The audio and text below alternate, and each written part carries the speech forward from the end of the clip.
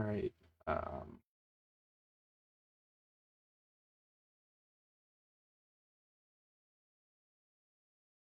okay, so today I want to make that plastic assembly on the left or finish it. I started it last time, um, and it needs to be a separate assembly, as I mentioned.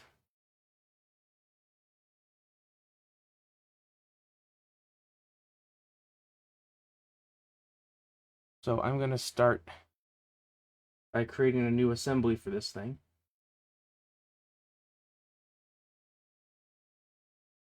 That way I can do it right as a subassembly and not half-ass it.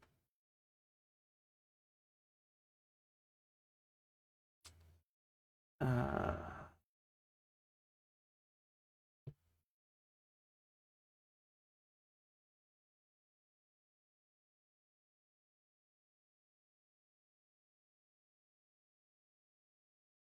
okay, so this is the base that I'm going to be using. And I did, yes, good. I did create that.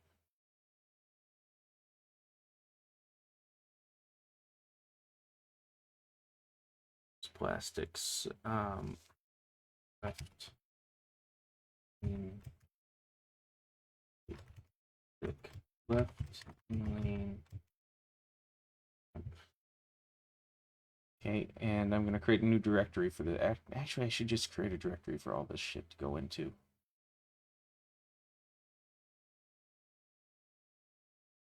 Which means this needs to die. Or no, this needs to go away. This I need to move to here. Need to reopen. And then, nope, not that one. Ah, I'm moving the wrong thing around. This needs to go over here. This needs to go over here. This needs to open up. Then I need to refind it. Okay, there we go. And suppress. Yeah. Perfect. Edit, rebuild. There we go. All right. So the next step is to create. I guess it's going to be two-part plastic on this for the left side and the right side. And it'll be 5 or half-inch up, I guess. Oh wait, no, I should make the little metal flat piece next first. Uh, nope, new part, new part, new part. This is how am I naming these things? Plastic left orbit lower.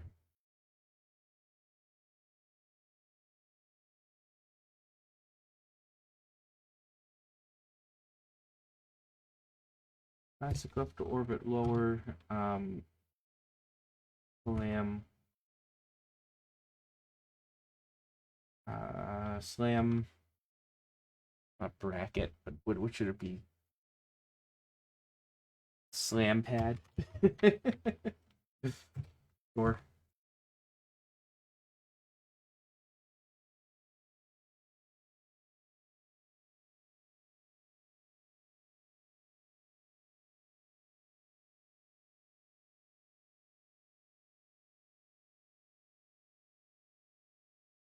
All right, so this piece, I float that. It'll be on top of this, and roughly here-ish.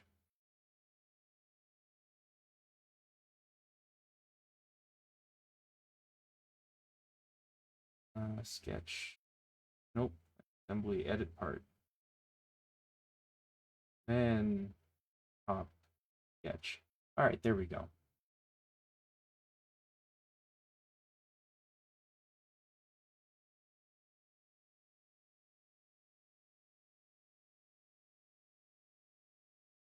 Gonna go like this. All the way over here.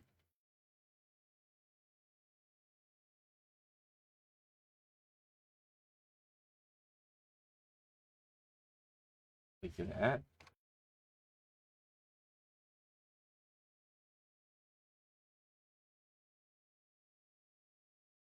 I don't want to be coincident on this, or coincident. Fix it though. The width should be 2.25 is fine. This width can come out a little bit more. Probably needs to come down more.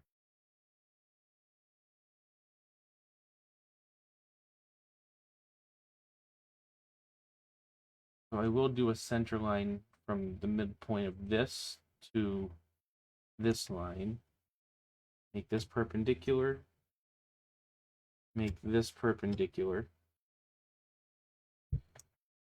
And then this midpoint should be basically there. So get rid of that and fix it there. Oh, this is set to be parallel with something? Oh, I don't want it to be perpendicular to that. I want it to go along there. I want this to come along here. This is going to be a rivet over here. Actually, the rivet can be up here more, can't it? Because I don't necessarily need this line. Pull this up. Yeah, I mean, I can put a rivet here, rivet here, rivet here, and a rivet here. That should be fine. And then there's going to be a through hole around here somewhere for the posts.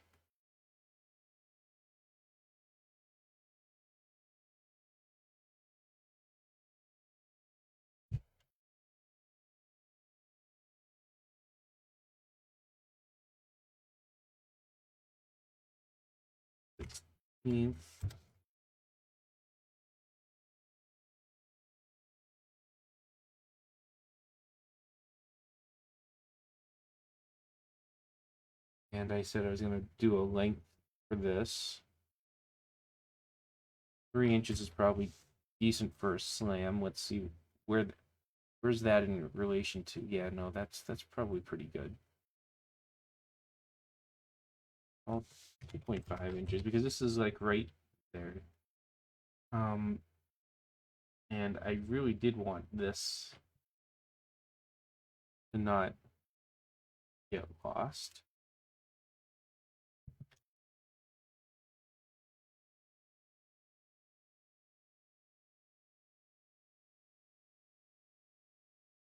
Along there, so that has plenty of slam pad there.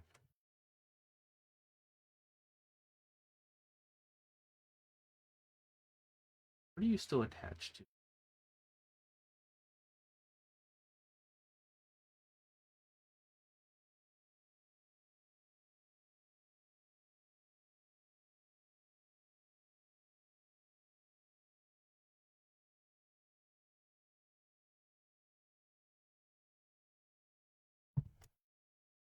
Yeah, 2 and 1/8. Fine.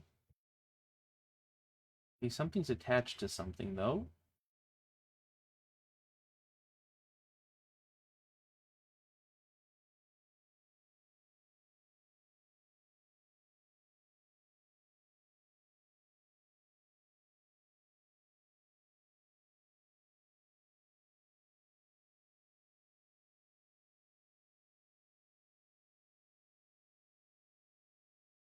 I'm not sure what relation is being a problem.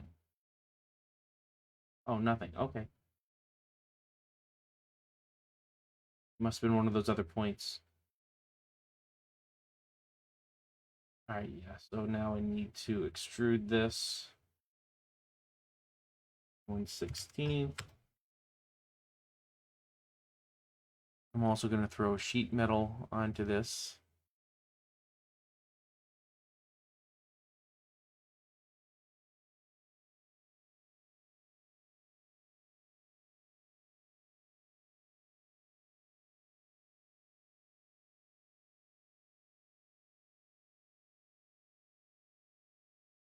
Art level.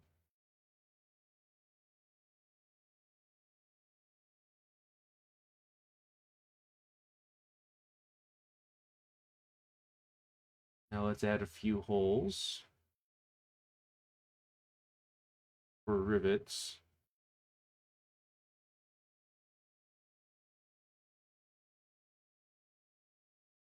And these need to be 1/8 of an inch.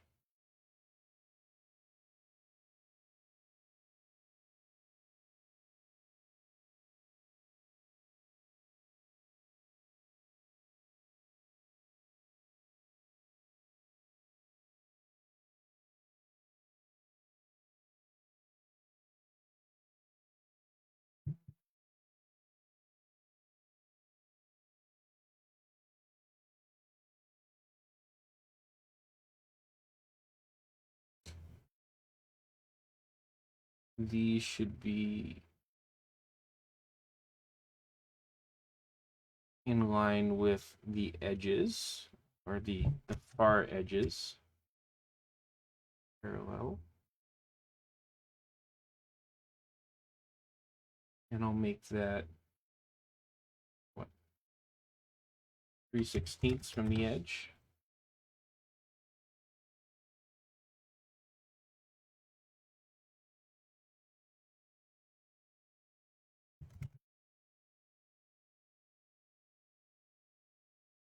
Okay.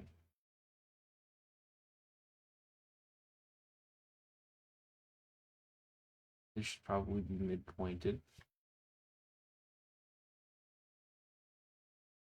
That way it stays in the middle properly.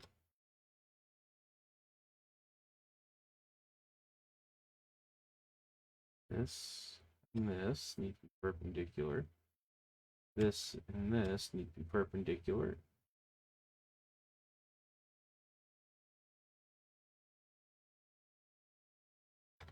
One and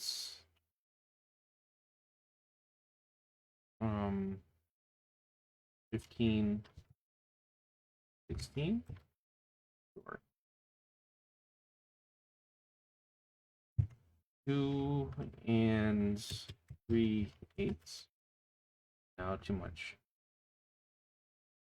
2 and 5/16. Yeah, that's better. Okay, so these are the rivet holes. What is this attached to that is not supposed to be attached to? Is it you? Okay, no, you shouldn't be there. You should be midpoint to this. And what about you?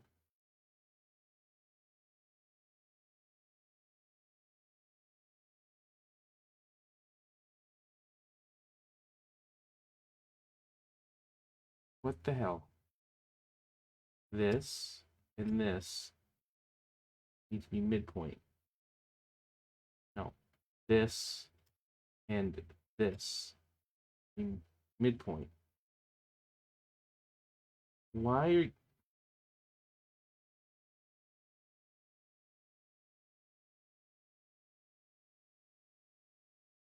are all right, stop it.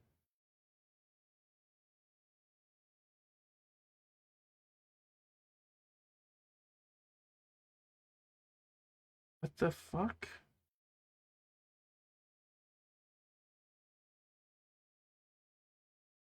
Okay, it's not that one.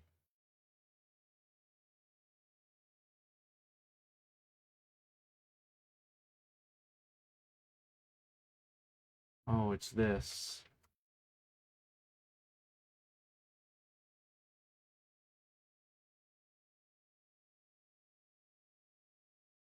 No. All right, who's the problem child here with the relations?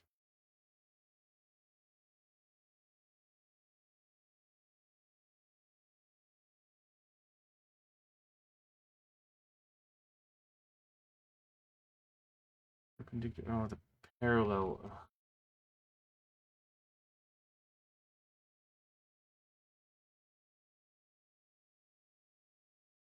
Parallel with that.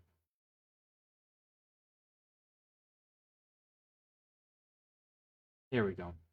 I just don't want any undesired external relations on these things.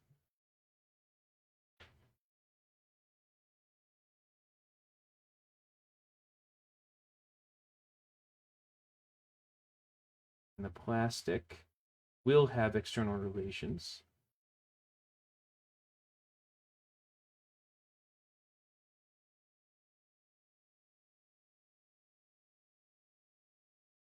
Here, here, here, and here. Not use selection, allowing this selection would create a conflict of context, blah, blah, blah, blah, blah. All right, whatever.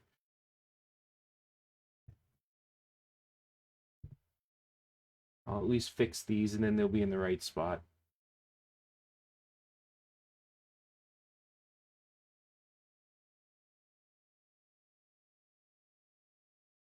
And all of these need to be in 8th as well.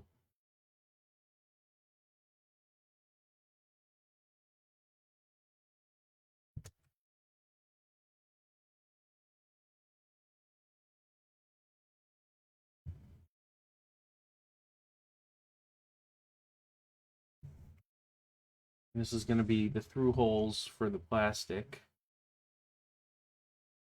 There's extrude, cut, through all.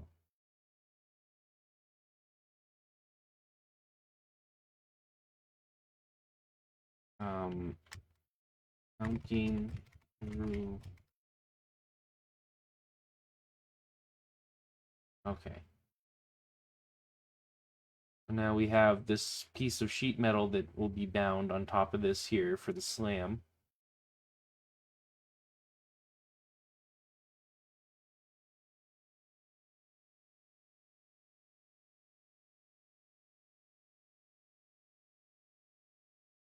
So next I'll make, I guess, this left plastic. Do I want it to be one big sweeping piece? I guess that's, if I do that, well, I can start off with that, I suppose, and I can always change it to be multiple pieces eventually. So I'll do that.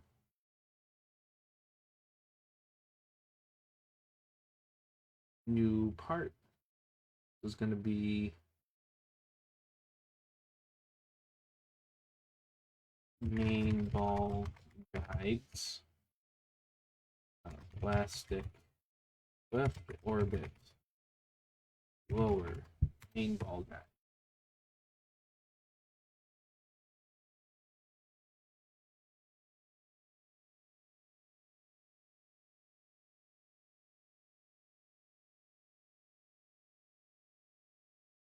Now this one is going to be offset from the top of this thing by 1/2 inch.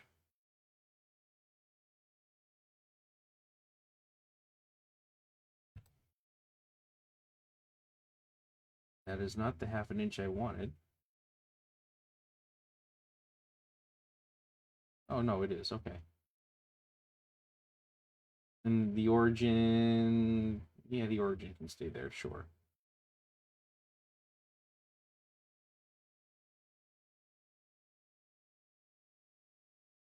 Oh, no, I'll make the origin same origin as this plastic piece. Oh, which reminds me,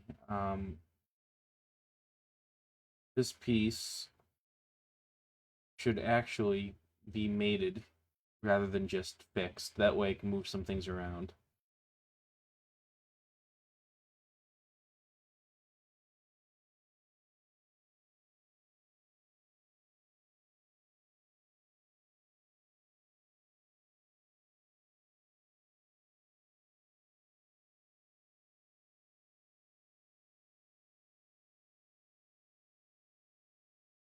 I said complete it.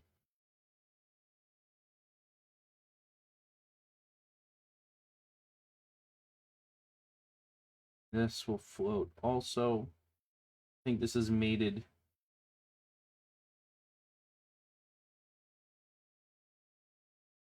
Yeah, it's mated on the top plane. I should mate the origins together. I think that would make sense in this case.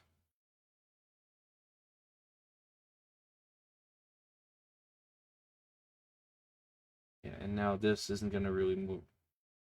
That's not really going to move around. But it could potentially rotate, so I'll fix it for now. So now, this origin will also be kind of where I expect, right in the origin there. And that's good. Yeah, that's good. So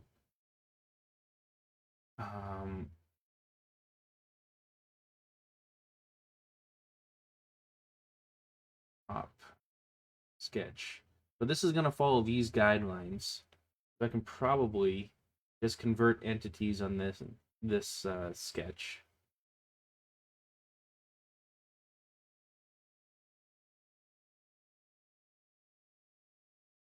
For this thing.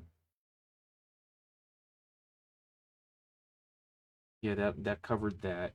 Then I need the edgings on here.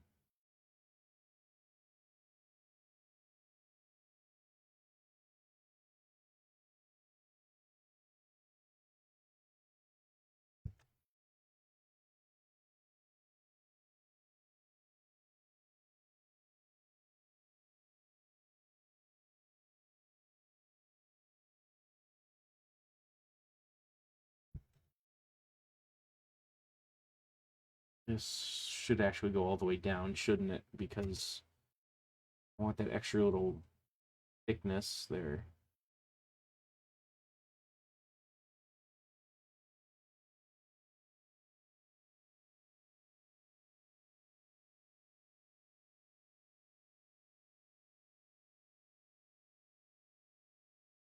And I can just make a little cutout for this screw. That won't be a big deal.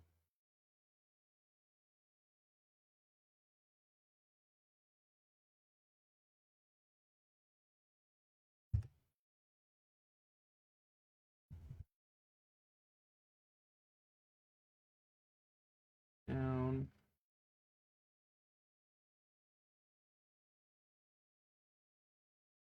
This can come to here. What do I want to do with this one?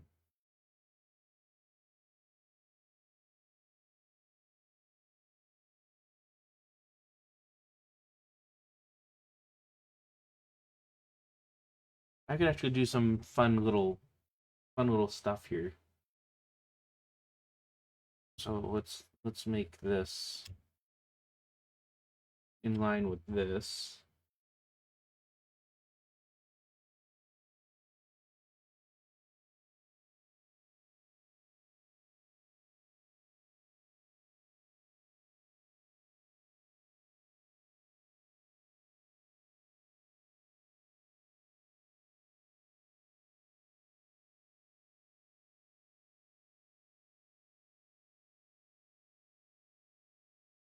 This I do want to kind of keep somewhat out of the way of this view. But I don't mind this, I think.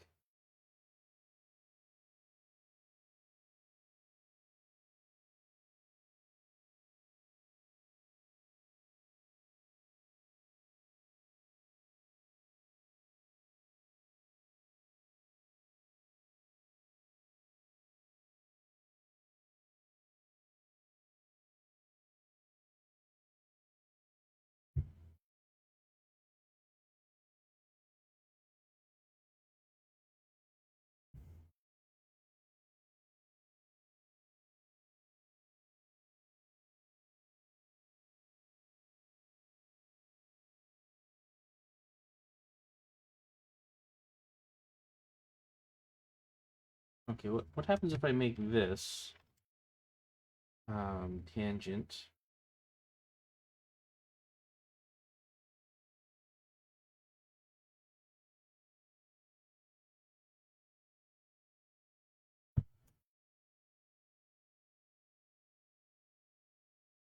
Ah, that's what happens. Okay, I don't necessarily want to do that. Let's convert this. And then let's make this tangent.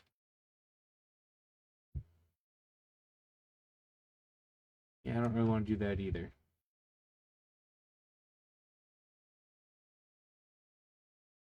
I want this to be more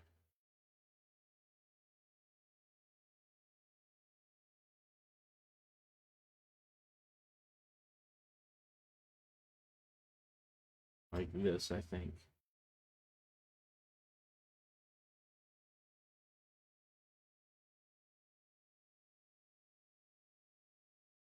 So I can put a little fun thing above this plastic here.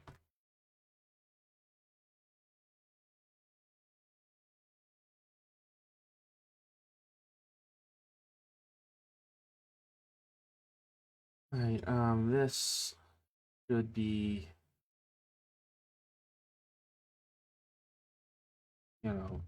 3 inches. Sure. Then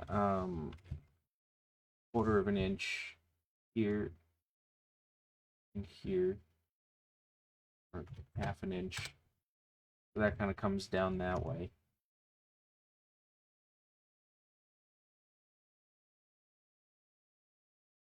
Make this perpendicular or parallel for the time being. That might change. I haven't decided yet. Actually,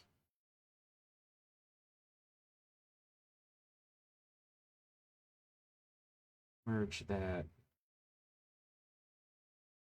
Make that tangent. Yeah, that adds a little bit of space there. That's good. Over here, this needs to be 1/16. 1/8. 1/8. Thank you.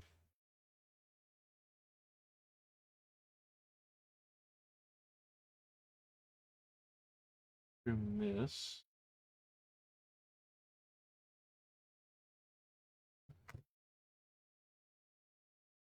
So the ends of this are going to have to be adjusted a little bit once I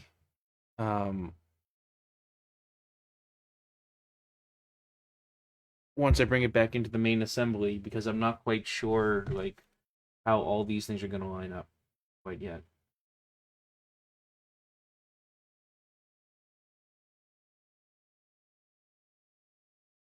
Extrude 1/16. Yep. Okay, so see how that's kind of up a little bit? And that's the ramp there. So if I make this into 2 pieces, I'd chop this off here. Probably. Or maybe chop it right here, because I can have 2 mounting points along here, and this can be its own thing. And then these 2 things can be tighter on the plastics sheet.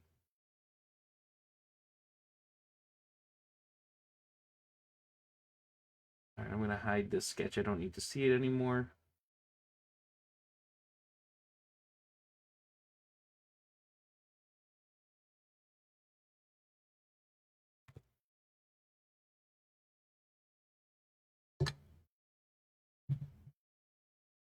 Now, I believe I'm going to double check.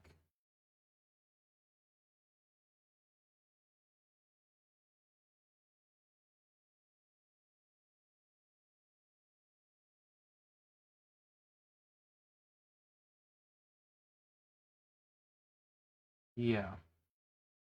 So these hex standoffs exist. 1/2 inch 632. And this thing is 1/2 inch up. And it has a 632 top on this other post. So that those things would work good. So I need to make a 1/2 inch 632. Um,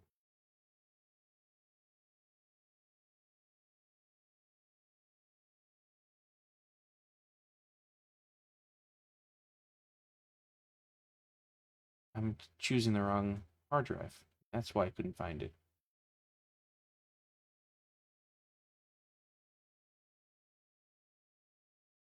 All right, here's 1.5 inch 632. And I need to change this to be 1/2 inch.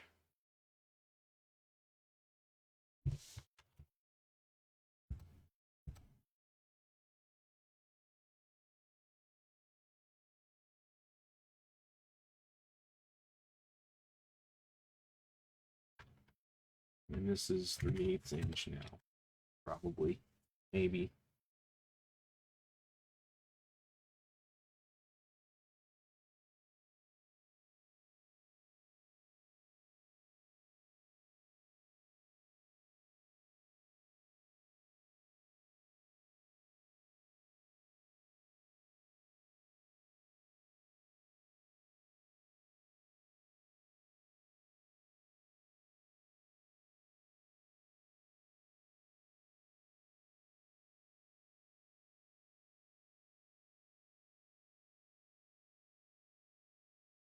Kind of like that. Let's make sure that this is the right size.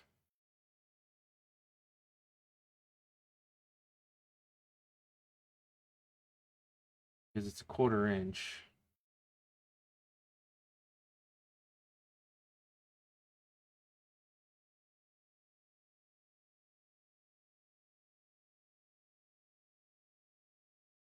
Um, Points.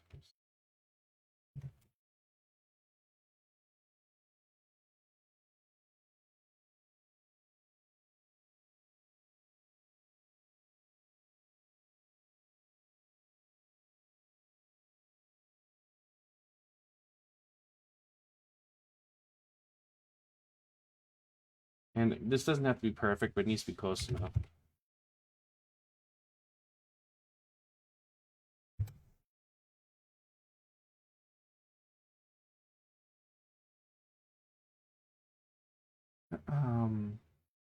Like this. 1.5 inch X standoff. 632. This part number. So now I can grab this thing that I just made. I can come up with a bunch of them. So there's 1, 2, 3, 4, 5, 6, 7, 8, 9, 10. So 10 of these things, maybe. I mean, I might optimize it down a little bit, but at least to start off with, there's going to be 10 of them. And a couple of these are going to be inversed. So, like, for instance, this one.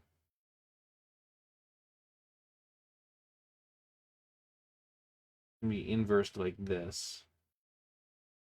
And this one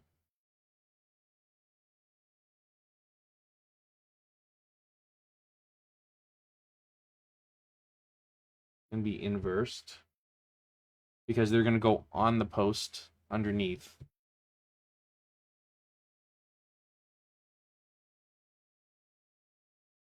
So, like, here. No.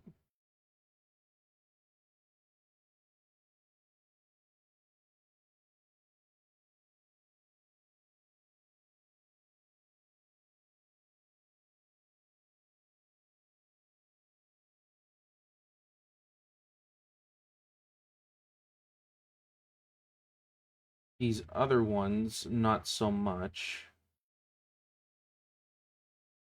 They're gonna be oh, this one needs to also be inversed.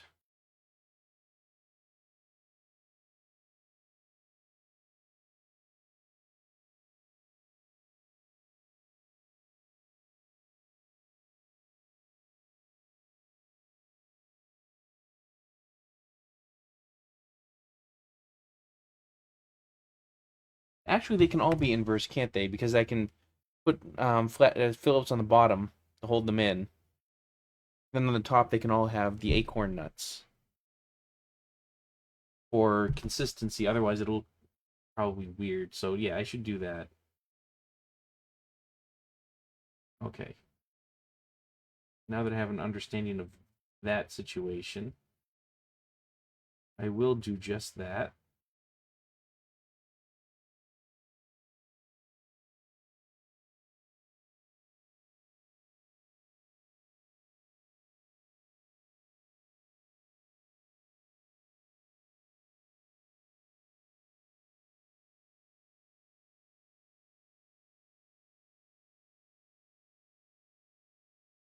And they're all going to be kind of floating around a little bit because I'm going to find good spots for them in a moment.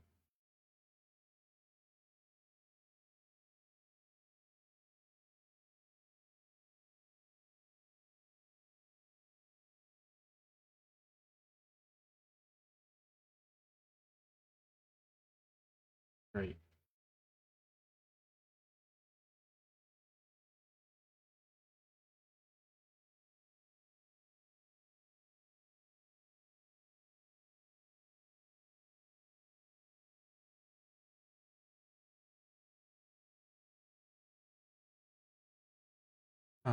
Do I have what kind of hardware do I have in here?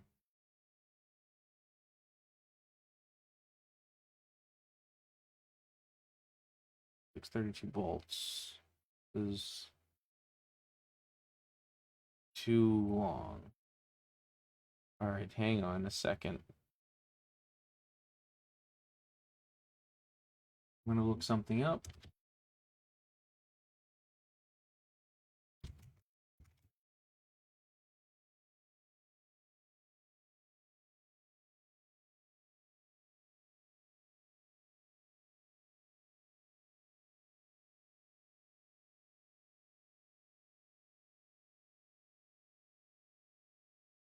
Stainless steel pan head.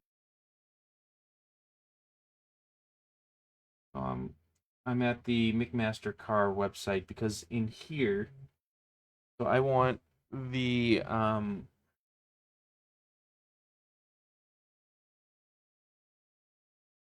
want 3/8 inch.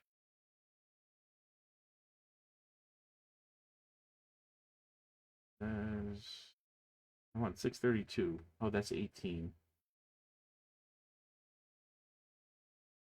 632 3/8 inch.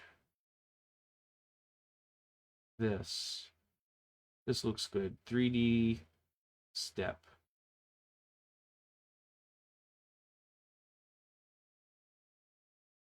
So this now minimize this down. Open this in here. This is now the McMaster Car step for this. What? Let's save this in pinball parts hardware. 632 bolts. This is going to be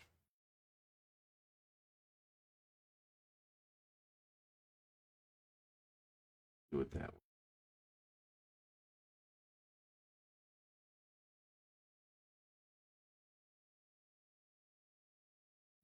This is 632 03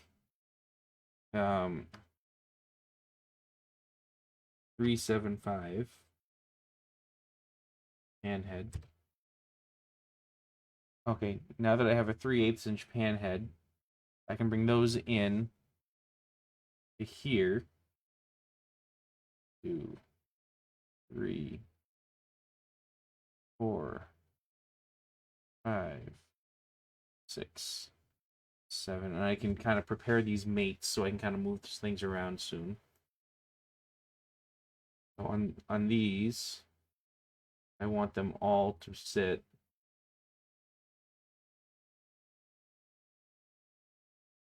on the bottom of this.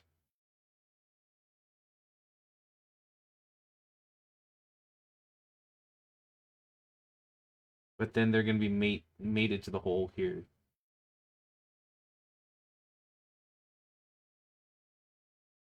Not the vertex.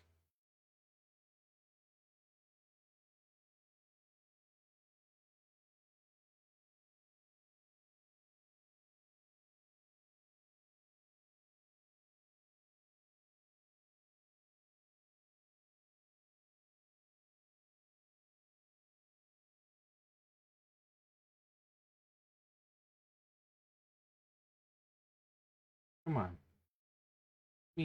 Let me select that. Thank you.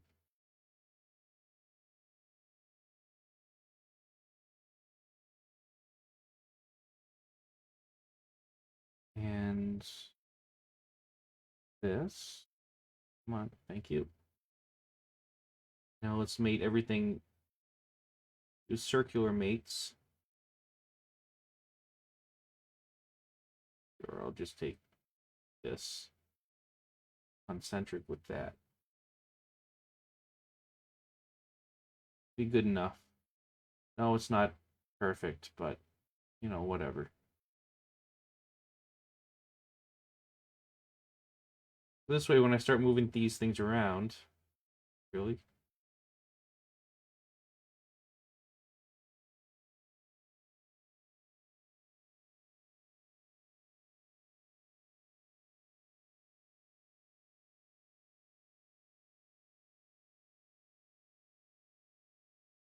When I start moving these things around, the screw will go with it.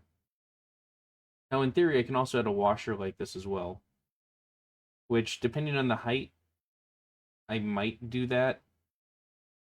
I mean, all this is doing is holding on to a piece of plastic, so I'm not really overly concerned about it. And this will probably not be these things at the end of the day, because it's kind of a waste to use all this hardware. This is almost this is around $10 worth of hardware. And uh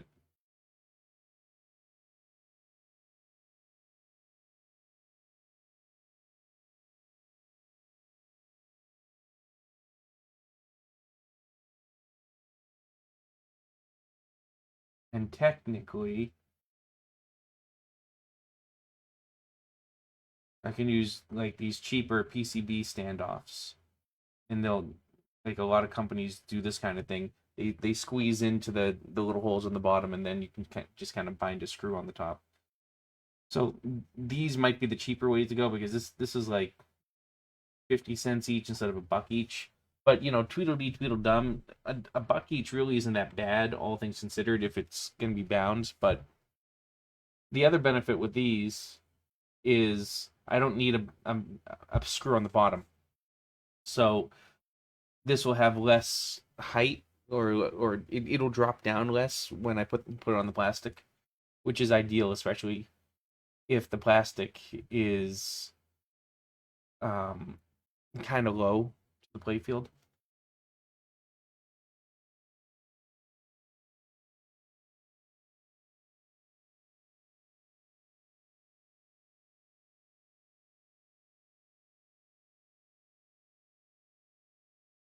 Okay, anyways, these are all taken care of now.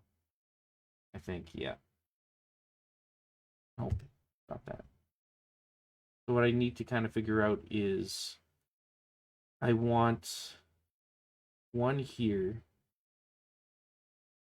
I want, and also there's posts under here too that I need to be wary of. So, and I think this post is more over here. So, anyways, I need to be aware of that. This can go over here. I need one over here,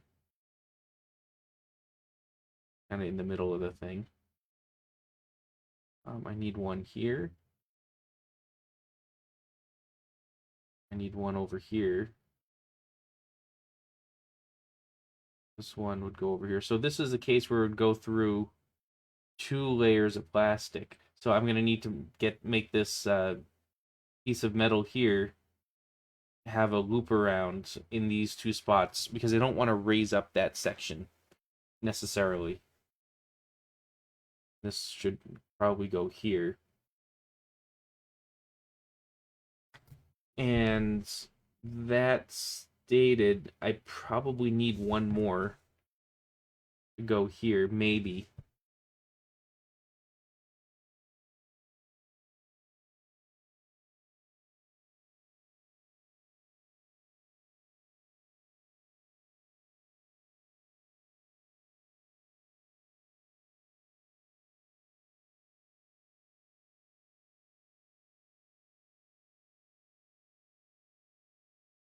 Definitely need it there. I definitely need it around where this lock is. I might not need one there.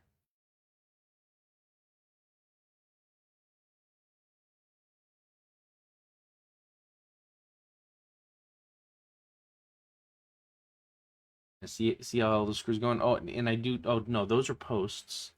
Those bind into posts. I need to create a rivet. Um, so I'm gonna do that. Save this. Let's make a new part. Part is gonna be um, top. An 1/8 inch. This is gonna be an 1/8 inch rivet.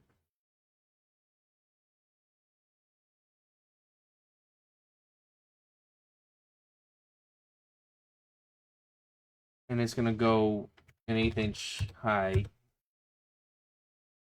And the top is gonna be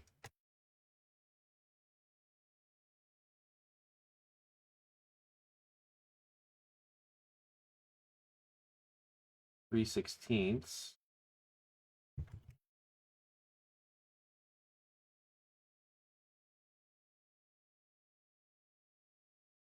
Gonna be 1/64. And then I'm gonna dome this. It's gonna be 1/4.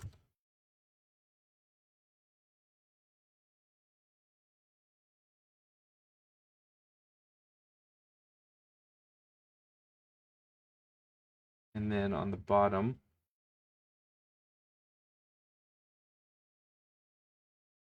I'm gonna create sketch. It's gonna mount. This will also be about 1/8 or 3/16, I should say. 3/16. And then this is gonna have an inner piece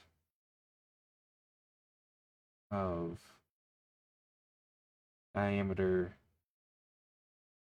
0.1.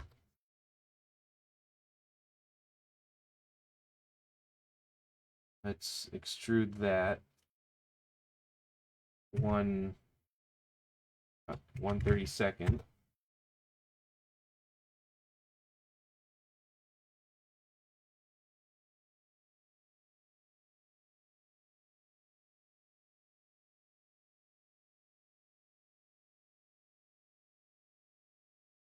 And then let's curl this because why not?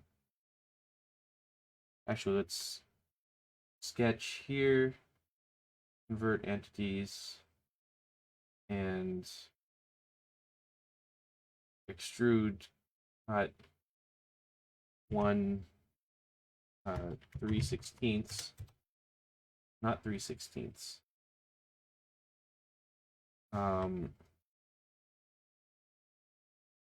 1/8 brings it, yeah, 1/8, I suppose. And then let's curl this just for funsies. 1/32, 1/64.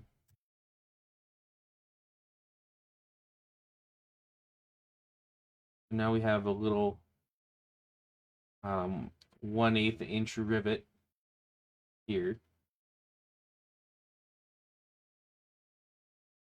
that I can use in some spots.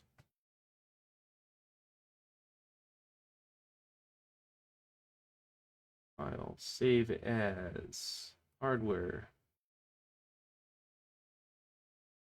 rivets. This will be 1/8 inch, 0.125 inch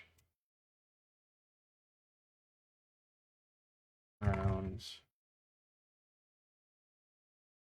0.125 inch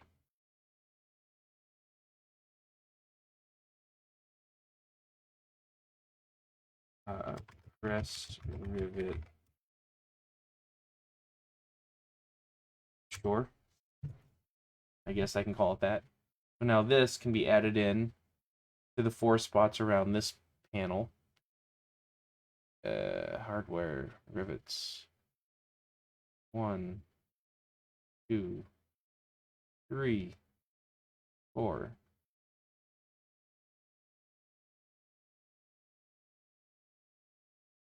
And I'm doing this specifically so I know where I can cut things out. 8.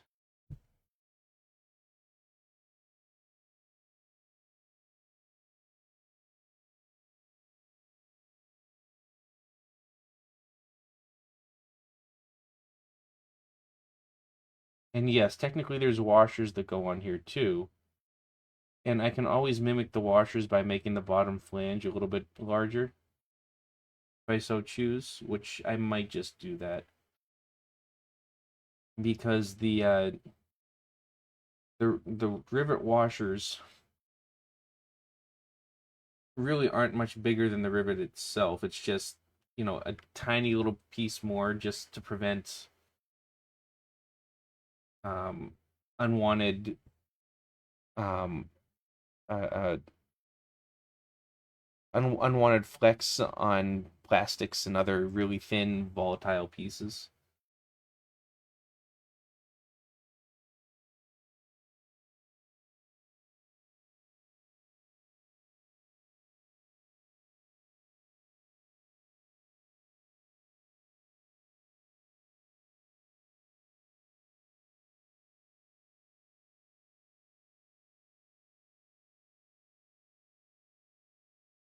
And those fit pretty happy right there. So that's good. And they bind right on the bottom there. Yeah, I don't think I'm gonna have a height problem with these screws really. So we'll see soon. Something I don't think I have is no, I do have an acorn nut. This is 632 stainless steel acorn. Okay, so 1, 2, 3, 4. 1, 2, 3, 4, 5, 6, 7, 8, 9, 10. 6, 7, 8, 9, 10.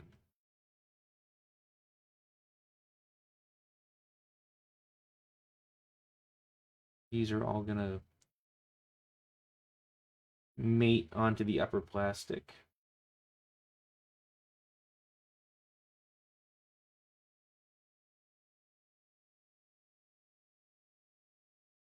Like that.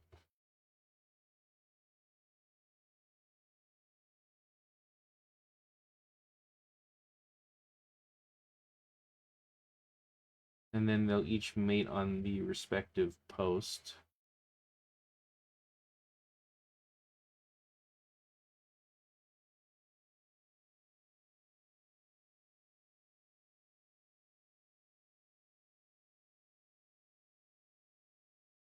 And so, as you saw, I went to the McMaster website to get some of these standardized parts because, why not? If I design based on standard parts, I can then order them in bulk ultimately. And it's kind of a good habit to get into. And I downloaded the step. Just a step is the most compatible with all kinds of things. Yes, it had a SolidWorks version up there, but I think that's a newer version than I have. I tried it once, and so its step is just easier to deal with. In my case,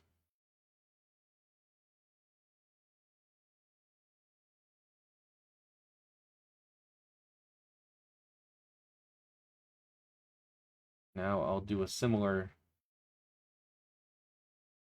deal where, I'll, oh, I guess I can grab that strap.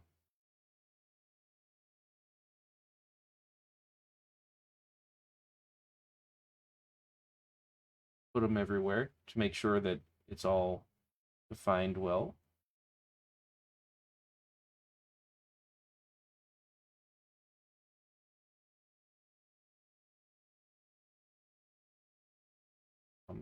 And once I'm done with this plastic, I'll export out a couple schematics of it, and I'll see if I can't get like transparency working. I don't remember if transparency does work with this version of SolidWorks, or there's like some trick I need to do. But maybe it does. I can't remember. But then I can make like a basic image to kind of show off what's transparent, what isn't. If even if nothing else, it can be like a different set of colors. Well, I said good.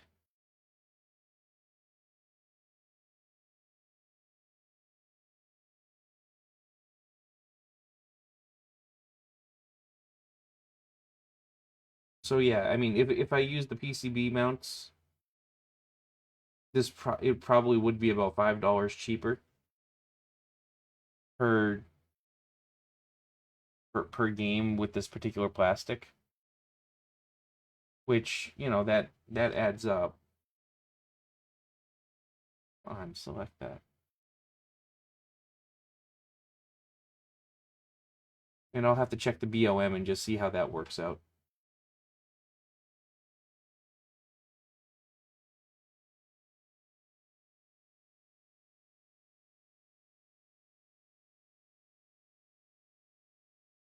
So this is kind of that. So I'm gonna bring this back into the main game now because I need to adjust these plastics back here. These bits. I don't know where they line up with the ramp, and if I can flange them out more so the ramp fits in the middle, that would be good.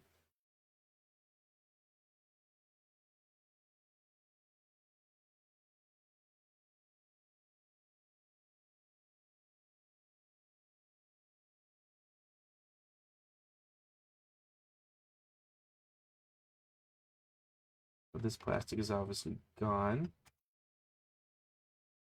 This plastic comes here. Well, the plastic assembly, I should say. Whoops.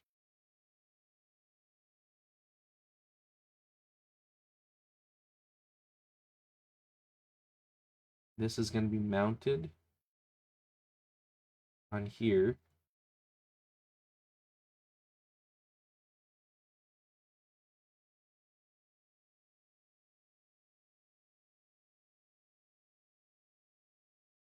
And I got to make sure that these holes are lined up again.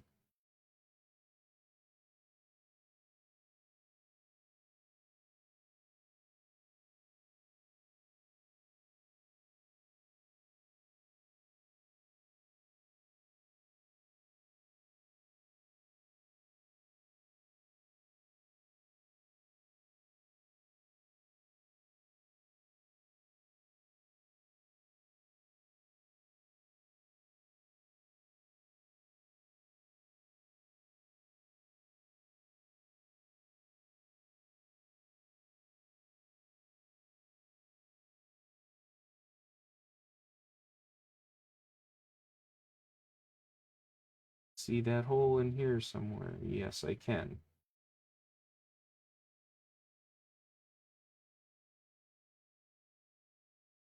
All right. Well, let's see how. Oh, hey, I designed things almost correctly last time. See how that just kind of fits in the nook right there? And this can actually come across a little bit more. And you can also see right here this piece is basically flush minus like a little bit of height on here. So this actually worked out pretty well.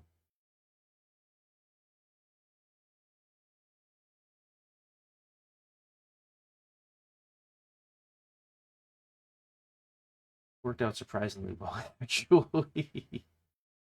Okay, so this side should just pull out a little bit.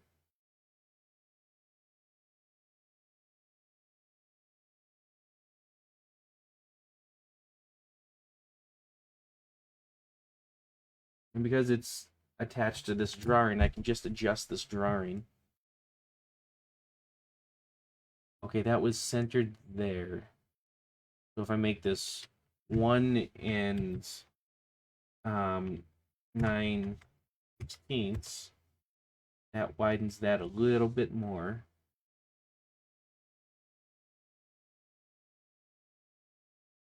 And then this thing here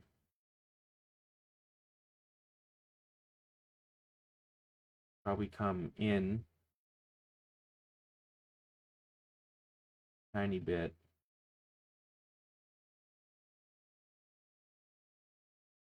Oh, that's fixed, right? So I can adjust this. So 2 and what was this originally? 3/8. Yeah, that was originally 2 and 3/8. So 2 and 5/16. We'll pull that in a little bit. See what this does.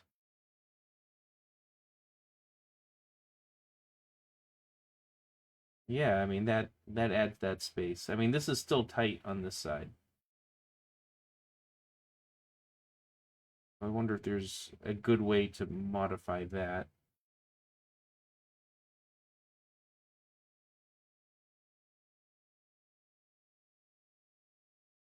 Well, I guess this can't be centered if I want to modify that, huh?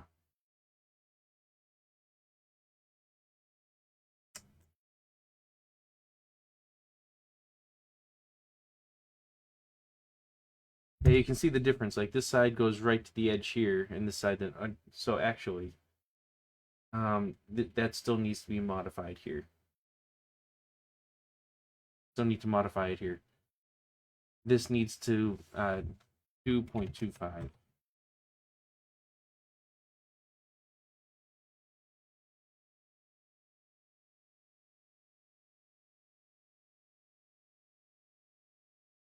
That's not moving that. Why is that not moving this? Oh, because this is fixed. That's why.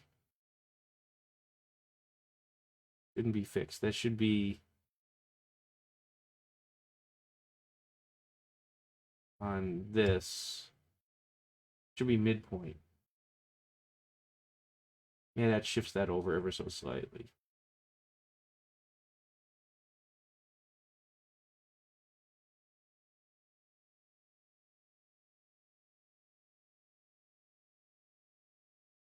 Yeah, that also made this way too thin over here, so that's going to need to be adjusted.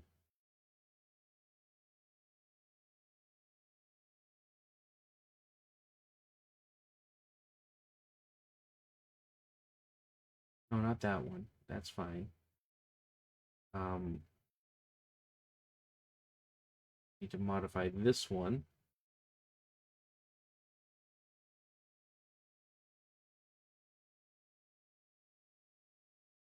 Right, that's parallel, which is what's causing the problem. Like, this can't be parallel here now. Or perpendicular, I should say.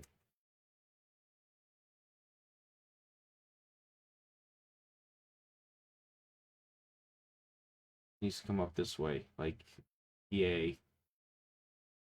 And then that gives that space again. So what angle is this in relation to this? 96 degrees? Yeah, so 96 degrees along there.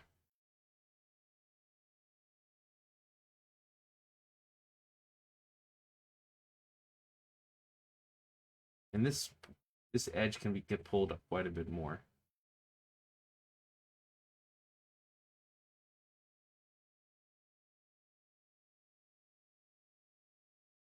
Which in turn, if I edit this plastic itself, I can pull this up to here, and I can pull this up to here. I like that a little bit better.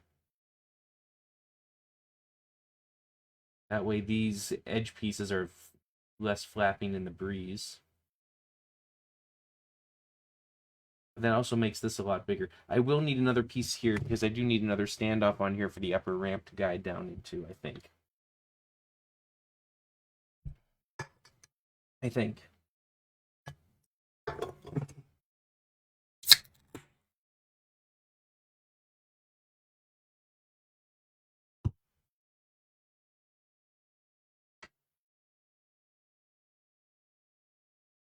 All right, so the other thing to check out. Oh, that got all screwed up. Right over here got screwed up. I don't want that.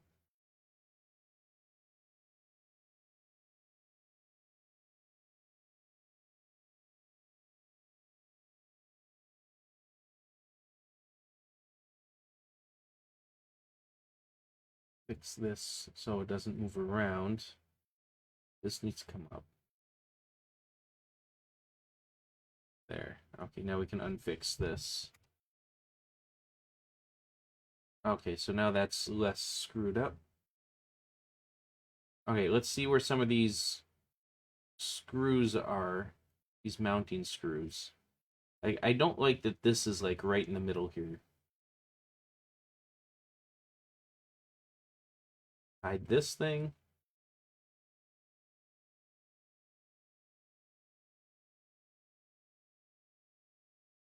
So this thing is kind of floating. No, it's fine. It's plenty high enough above. So generally speaking, these are plenty high enough. I just don't like that this screw here is really in the middle of where that guide is.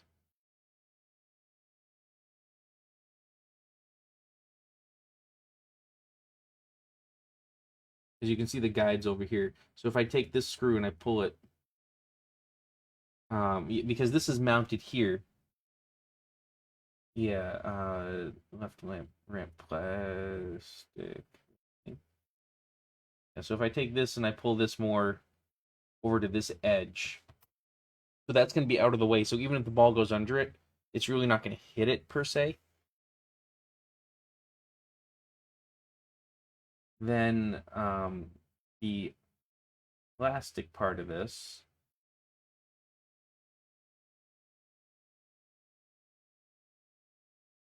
this is no longer going to be parallel. Remember I said that this might not be able to be parallel. I really don't want this to move around.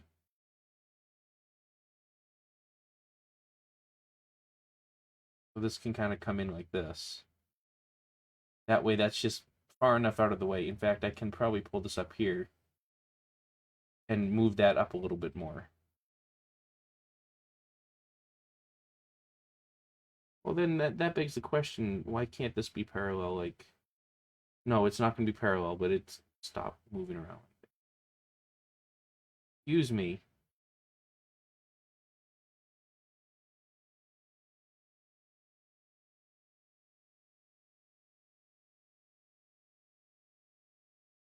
Okay, like that. And then this can kind of go up there.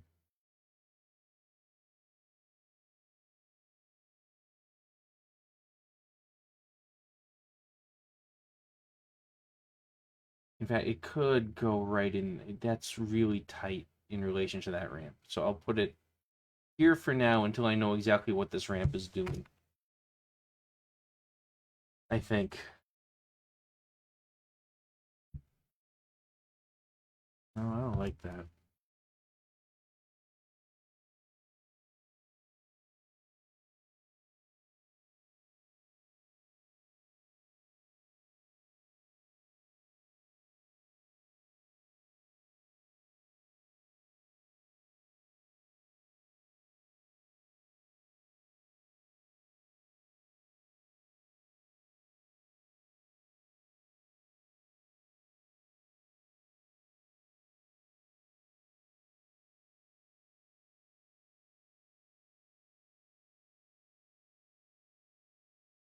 I like that better.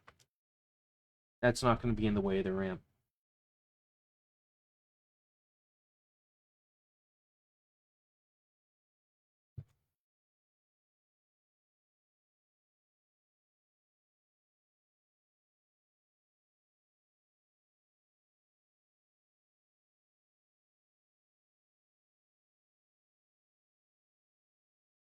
No, the rivets are out of the way. The screws are generally out of the way. Um, this one isn't as out of the way as I necessarily want it to be. I mean, I could move it down over here, but if I did that, that would make this edge float more than I want it to. So I mean, this screw is fine. I hide this again.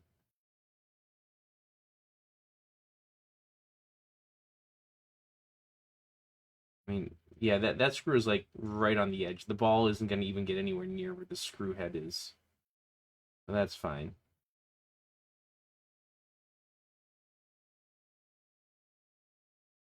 And I know it's cutting in through here. Right now I'm just figuring out where positions are.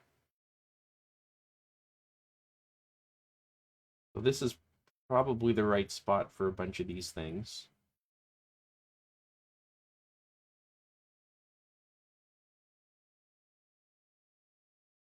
And because of how these half inchers work, I can technically put another half inch above that, like above it, which I probably will. And it's probably a good idea to do right along here.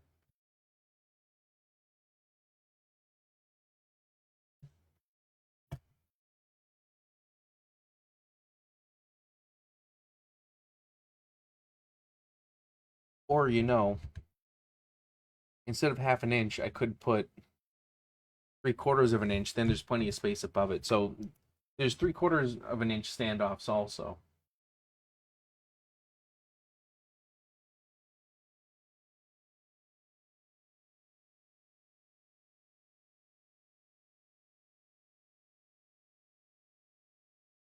So for instance, on here, I can choose, 3/4 or 5/8 standoff. And then the 3/4 will ensure that it's above the ball. So maybe I'll do that. And then that'll get rid of some of those more expensive hex nuts.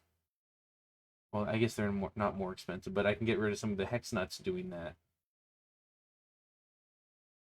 on this. Because I'd have a covering along here where this ball lock is, which then the ramp that kind of plops down can funnel into this thing. So that'll be a third layer of plastic. So yeah, I can do that. That involves um one, two, three. I wouldn't need the standoff there, so just 1, 2, 3, 4, 4. No, I shouldn't do the standoff here because this would conflict with that. But I can put the standoff right here. So 1, 2, 3, 4. Those 4 can be the parts of the standoff.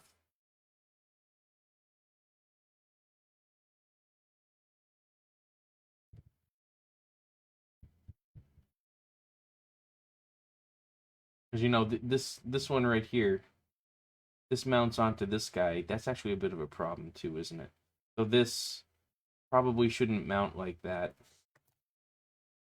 in this sense. Right.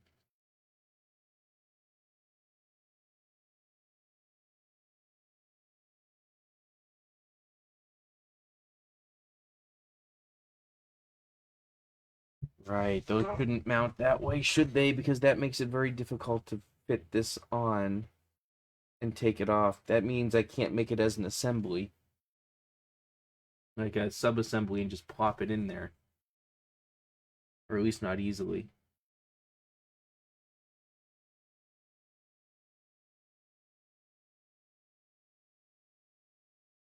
Shoot. Okay.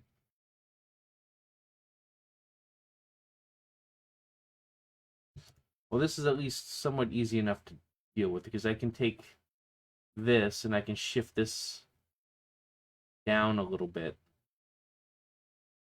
And I can take this and I can shift it down a little bit.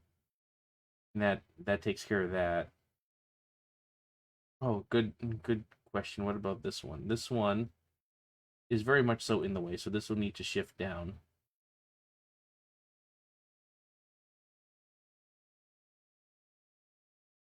Okay,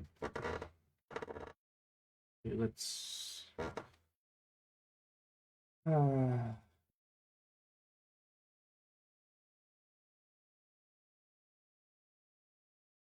this needs to shift down to here.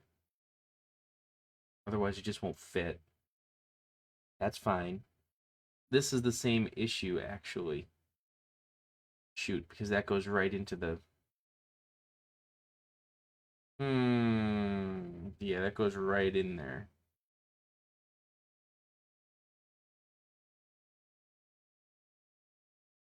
That's a little bit more of an issue.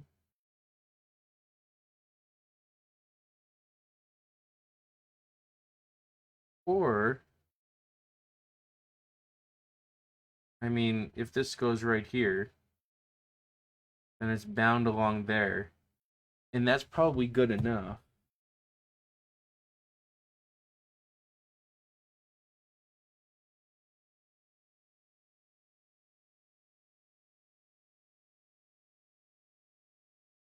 Yeah, this is conflicting a little bit too, so this needs to come more like here.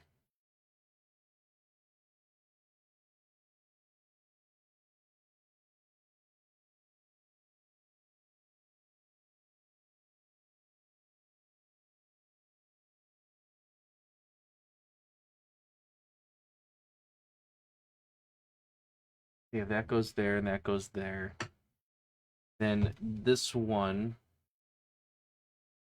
would go here up a little bit more. And yeah, it's not, again, it's not going to be a problem because it's high enough up and the ball isn't going to really bang it on this. It's like the ball isn't really going to bang on this.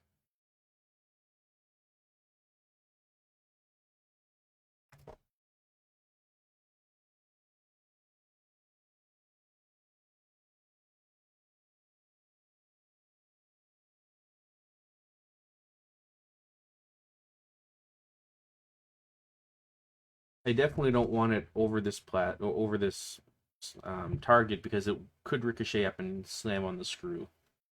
This could.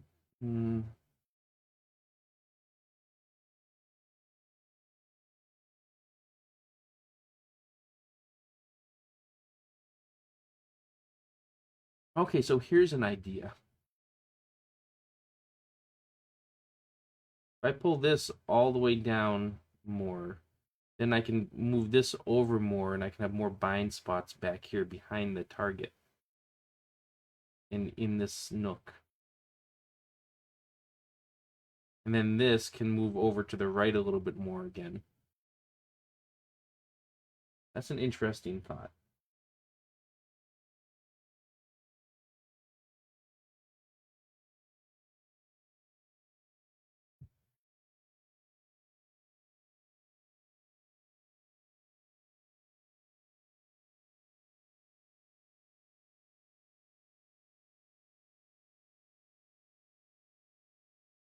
Yeah, I can put that, I put this right up in here, move this right up over there.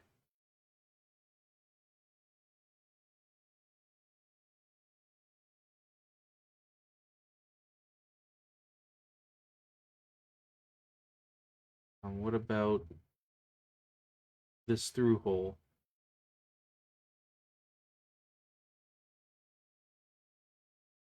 This now needs to move over to this side.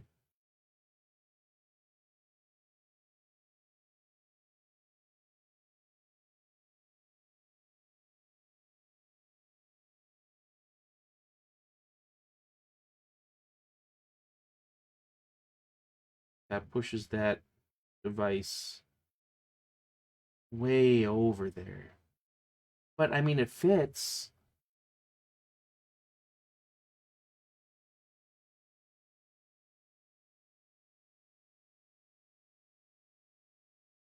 It does fit.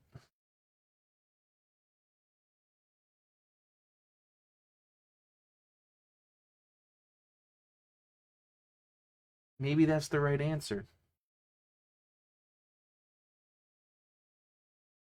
I could always pull this target forward more, too. Actually, that's not a bad idea. I pull this guy here. Actually, first off, let's make this target mate. Let's make the face of this target mate parallel to the hole that it's in.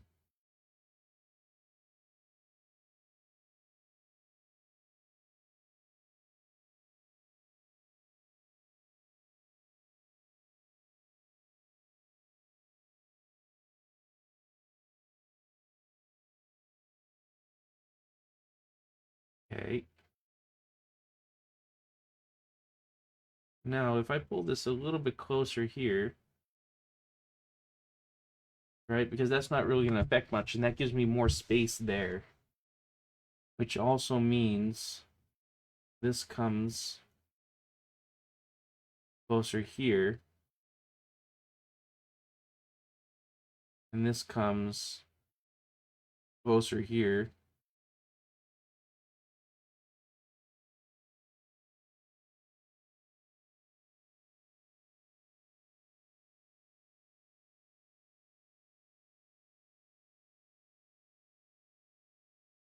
So if the ball dribbles down on here, it's gonna bounce and kind of flop somewhere because you didn't make the shot. So, you know, whatever, screw you.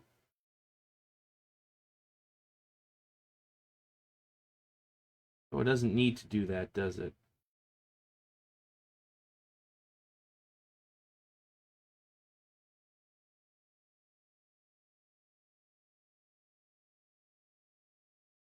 This thing. What is that? That guide? Not no, metal guides metal. I want the left orbit outer.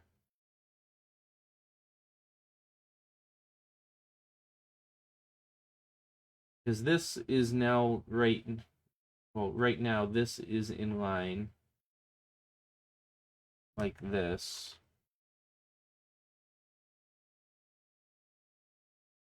So if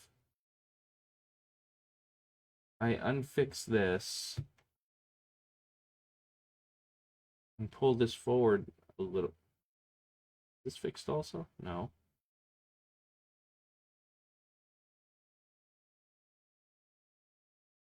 Okay, it's because this is fixed. And if I pull this forward a little bit, you know, that's not really changing the mouth that much.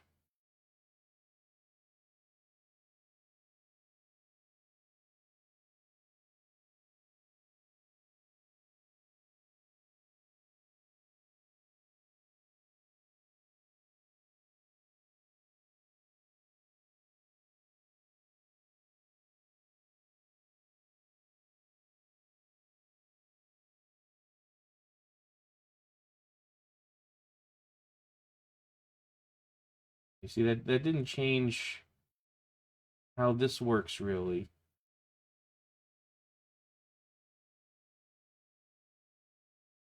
It did change this section a little bit, so I can go in and I can.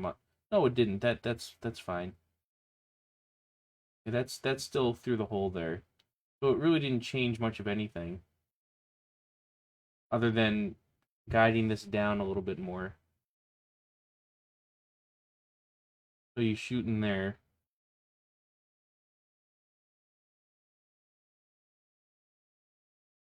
So yeah, I mean, if it dribbles out, it will bump this and cause problems. But I mean, play better, I guess. I suppose. So what's the distance between these points? just so I know the size of this hole from here to here. I mean, that's almost 2.5 inch, or that's 2 3/8 inches. That's big enough. Yeah, it's low on the flipper, but that's pretty big. Once you take the rubber into consideration, it's 2 3/8 inches, so that's fine. I'm not worried about that. And I did move this a little bit compared to what it was previously. It was like half an inch lower, and I did move it way the hell up comparatively. So yeah, I'm not worried at all. Okay, that's fine. And that also means that this through hole here come. Whoops, nope, didn't want to do that. Unfix this. Can come forward to here. This is still nice and in there, fine. And that gives this plenty of breathing room now. This can even go vertical again. That works out a lot better. Um, and of course this hole.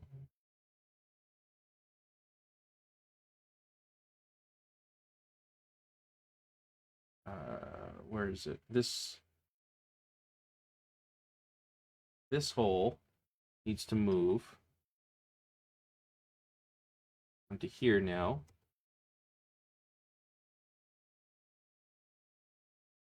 Okay. And what if I look at this? This shifts over to here. Yeah, those nestle in fine there. Yeah, this all works fine. So this will work fine like this.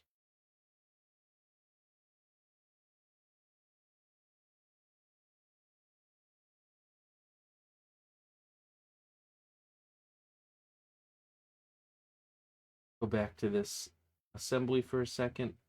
Is now I can take this and I can move this up back here, which is more ideal. Now it's more out of the way. And this piece here is not going to be mated the same way that it was previously. That is this sketch. No longer needs to be fixed there. This can move up over to here. That'll shift that, so now that's all out of the way too.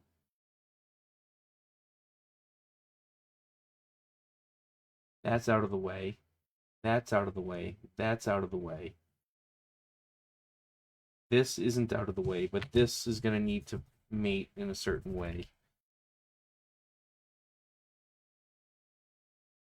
And actually, now that I'm thinking about it even more, is this piece... Oh, this can go much more up like this. Because there's really no reason for it not to be near this. And then that allows me to take this guy and put this guy in here.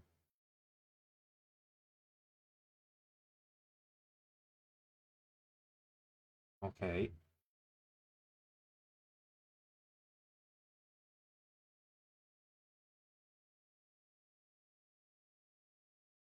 So these are going to be, or this is going to be a little bit of a problem. I'm going to oh, what are you assigned to? I didn't fix you. I left you assigned. I don't want that. Okay. Uh, I need to get rid of a mate that I just made.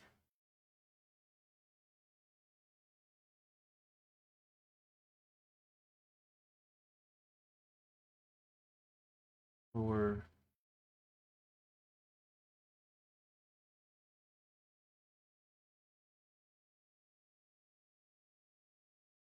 so this mate needs to go away for now. That way I can move this thing.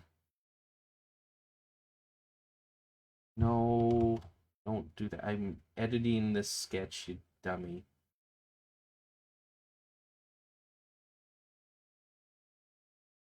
This sketch, edit, thank you. So this I can pull over here. This, likewise, I can just pull down here. And then I can make two new ones. Make this. I don't need anything over there. I just need something right here.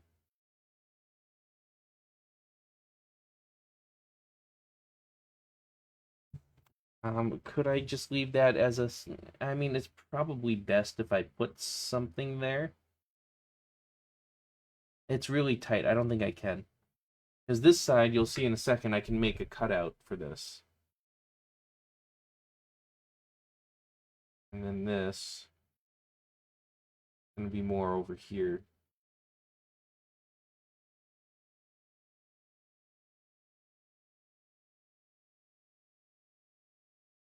Okay, what are you complaining about here?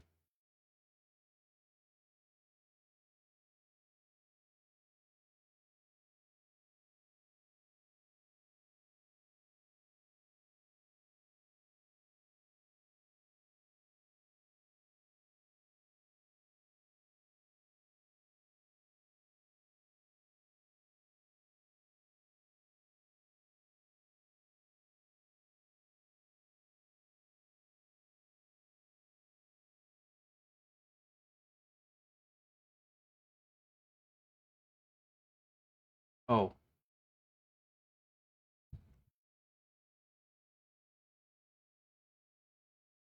what are you still complaining about? Sketch has intersecting contours. No, it doesn't.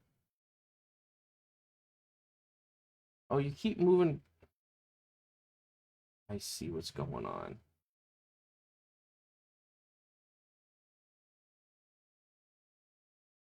Ah, Christ.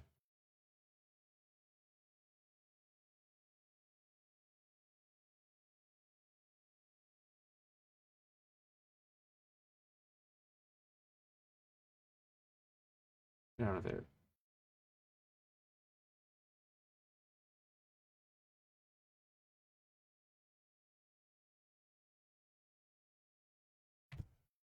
Yeah, I know. You don't like that mate now because they got rid of the mate.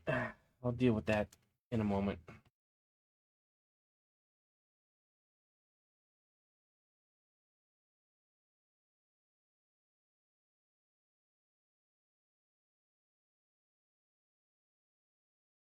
All right, now let's go back to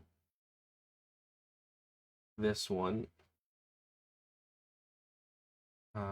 Actually, not yet. Not yet. I need to move this out of the way.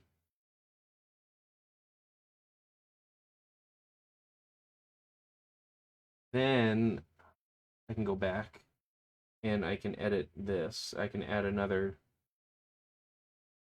one of these here. And this are equal. This fixed. Okay, so that's going to be a mount hole there. This can kind of go up over here.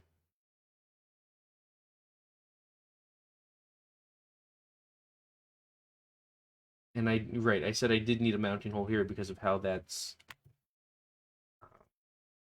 set up.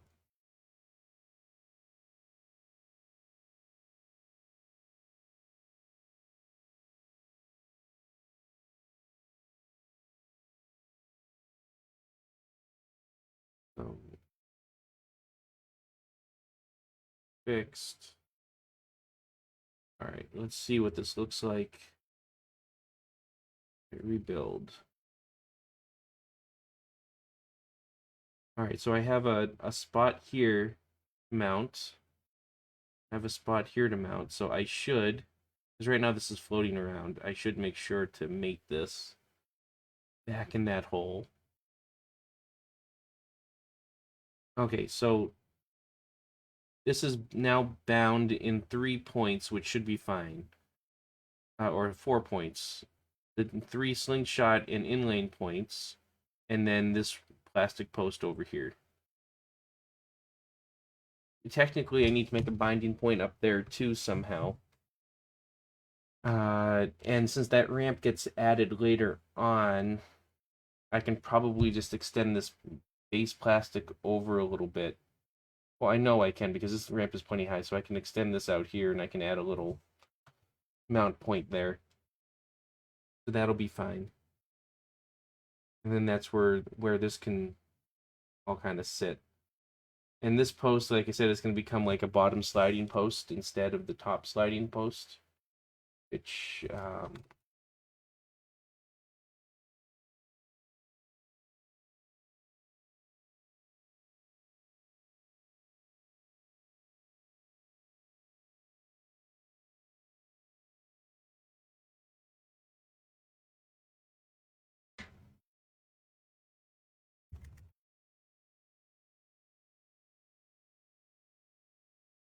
really, you're not going to let me find that easily?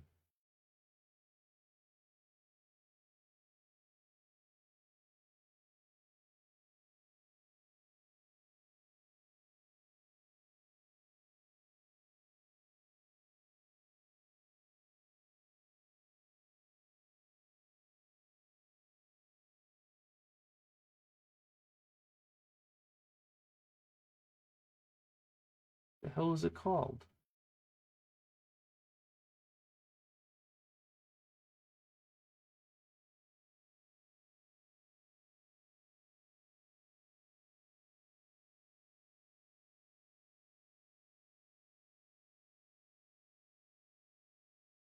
Oh, here it is. So the adjusting post, I put adjustment post. It's adjusting post. So is this thing. Right? Will you let me click? Thank you. Oh, you don't have a big image. Yeah, so this mounts on the bottom and has nothing mounted on the top. I was thinking of doing this. Actually, I'm wrong. That's not the one I want. This is the one I want. This single ring adjusting post. It's the same idea. It can slide up and down. Uh, Single ring instead of the other Williams double ring. I think this is a stern one. Yeah, this looks like a stern part number as opposed to the Williams double ring right here. So this is what I'm going to use, and it's going to fit into the slot that I created down here. You know, this slot, I'll extend the slot a little bit so you can move it forward and back from the bottom. You don't need to get to the screw on top, which alleviates a lot of issues. Okay, now that I know where all these things can go, I'm going to go back to the assembly itself because I have some doings to do.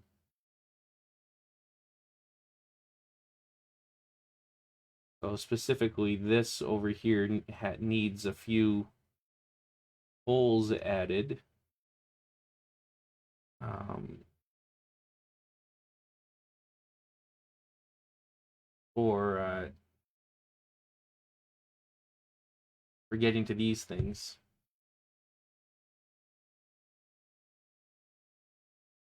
So no, I'm not sketching there. I'm editing this assembly on this plane sketch. So this kind of come up this way. This can kind of come out this way. You see, that's really thin. This is why I'm thinking this might need to be a multi-part piece. And then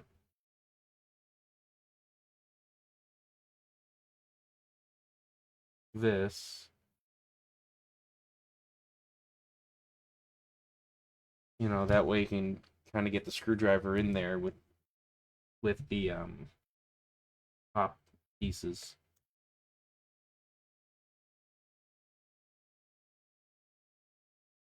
Will be equal, and these should be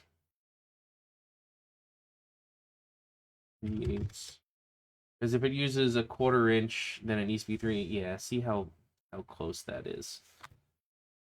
And some of that has to do with the angle that is coming in, so I can probably make that change that angle a little bit now that I kind of know where everything is and what everything is.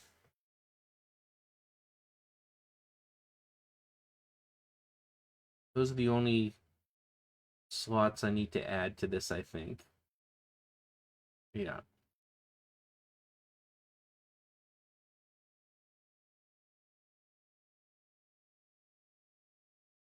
So if I go to this sketch, and so this is parallel to that. Why does that say it's fixed? I don't know.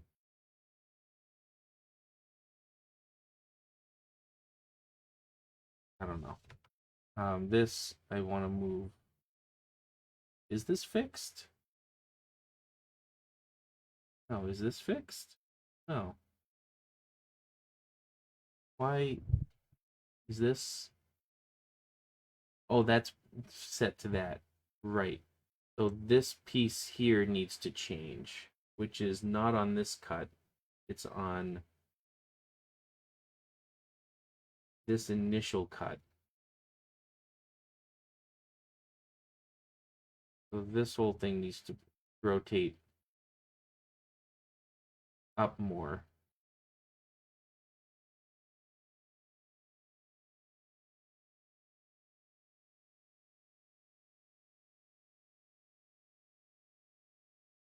This needs to be tangent to that.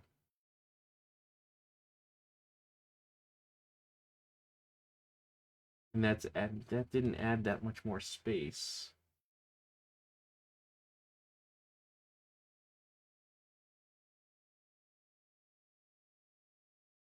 Oh yeah, that's gotta go up here. Let's put you on here.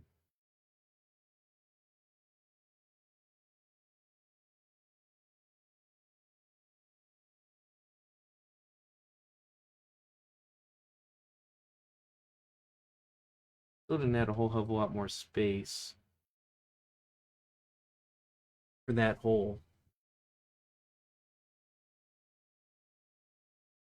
Um, but it might be just enough for what's needed.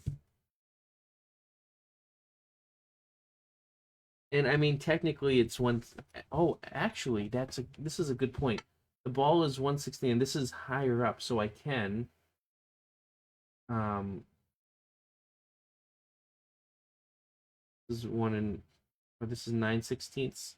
This can actually probably end up being. And in doing this, these can no longer be parallel, actually. So let's get rid of all of this.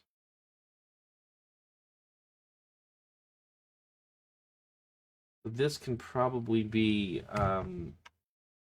5/16. Whoops. Don't do that. Stay there. Stay there. And then this width here.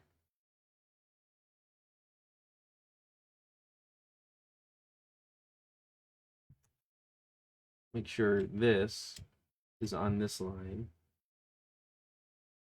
And let's make sure this width is 1 3/16. But this one here, set this to 5/16. Why are you not happy about that?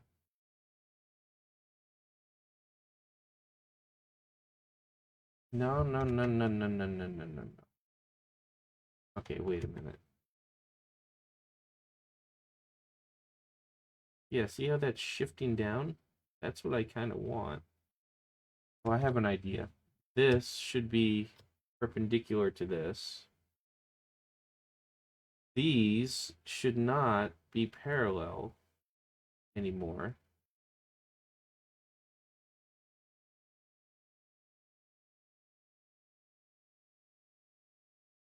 Yeah, so why can't I bend this one in?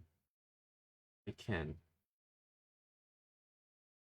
Why can't I bend this one in?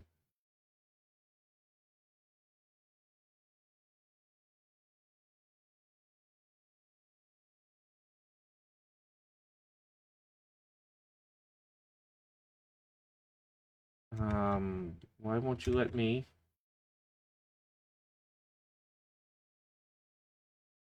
This, yeah, this is still perpendicular.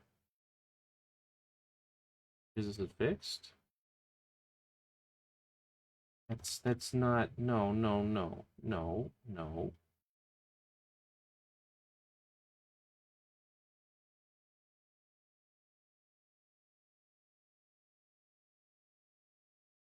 I don't know why this won't let me just bend this in. Yeah, that's really weird.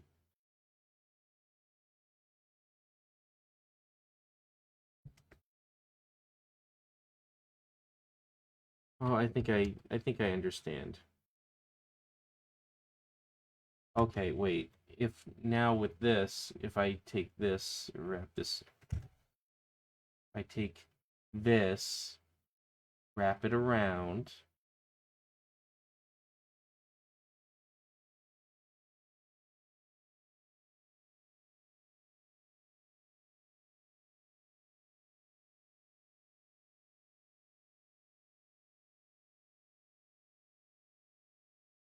Yeah, all right, and then this goes on to this thing. No, don't do that. Thank you. Do that. What is going on with this fucking thing? Come on. This. Let's get this back. Get this back in line with this. Really? Come on. This edge and this thing. Oh, fuck you too.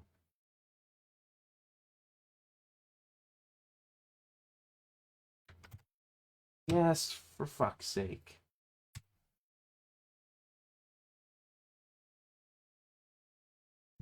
Wait a minute. Wait a minute. Wait a minute.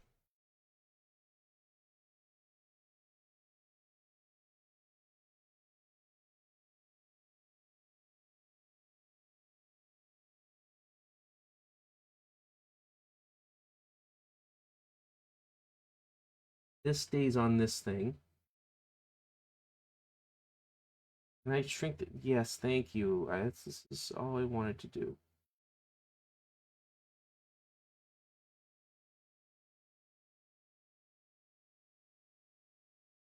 So this radius can be smaller because this is higher up, so this will bring it down anyways.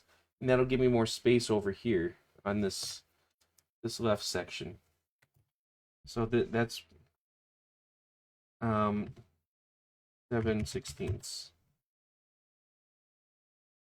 I think that'll work okay.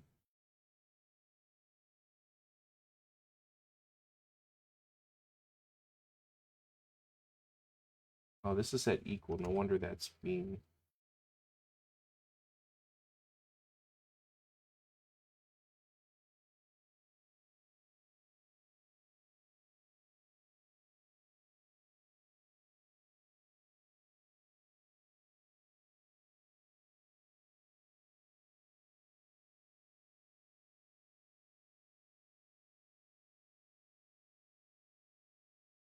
Yeah. Um,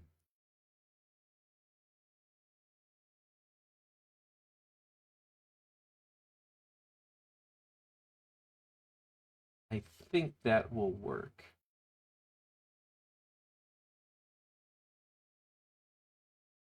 Obviously, this needs to be fixed because I no longer have certain things.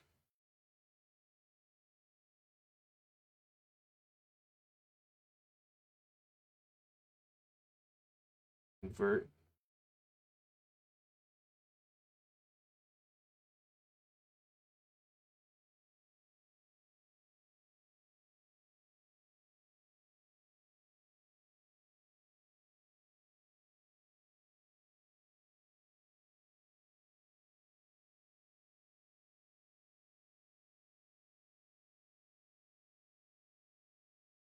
All right, so now I need to make sure the ball is actually going to fit in there. I think it will. Because as the ball goes down, it'll kind of cover up there.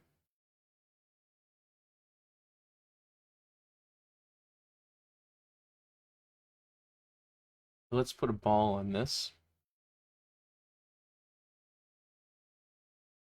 Pinball.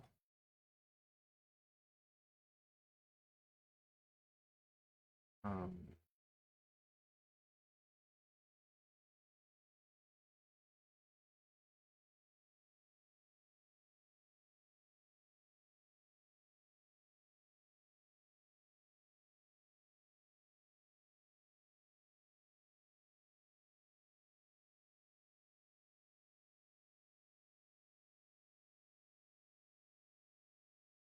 Come on, zoom in. So this will be like, so this is the point in which the ball would get bound. Let's see where the ball actually would be positioned.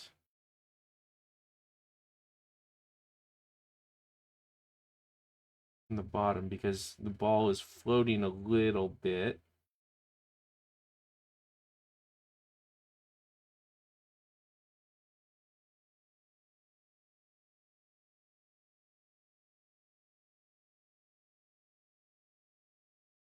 So I need to untangent this.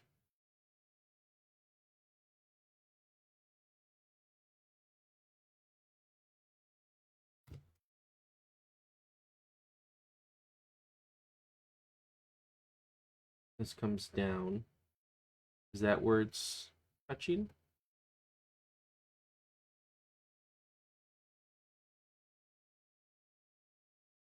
That's too low.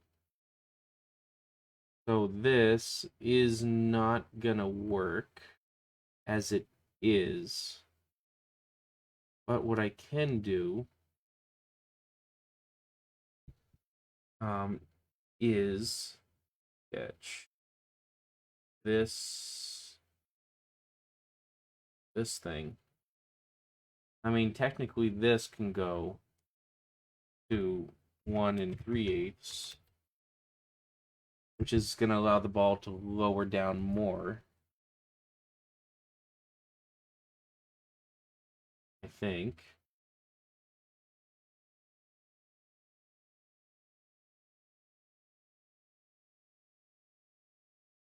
No, that's about where it's going to be.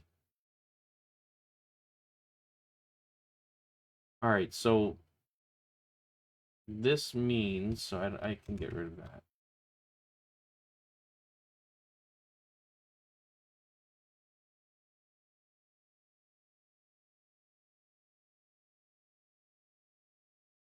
I want this to be back to 1.25. Oh, no. 1 3/16.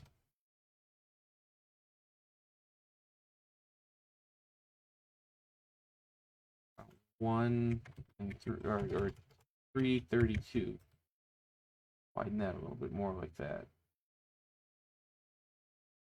Okay, so that means this section here can't quite be like that. So, but it can maybe be 8/16. Because that widens that quite a bit more.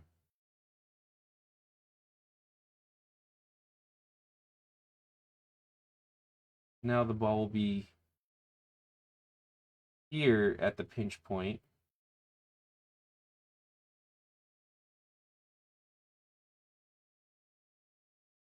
What does this look like on the bottom?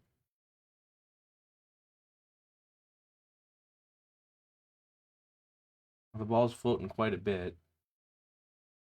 So if I go to the side and pull the ball down,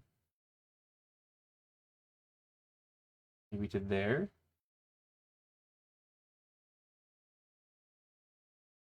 That is too far. Go up to like there. That's about right. And so that alleviates some of that pinch point.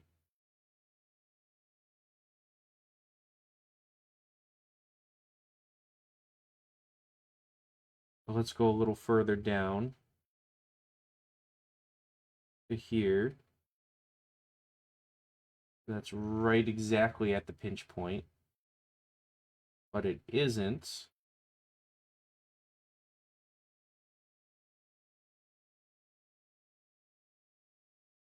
Ball's going to be down to here.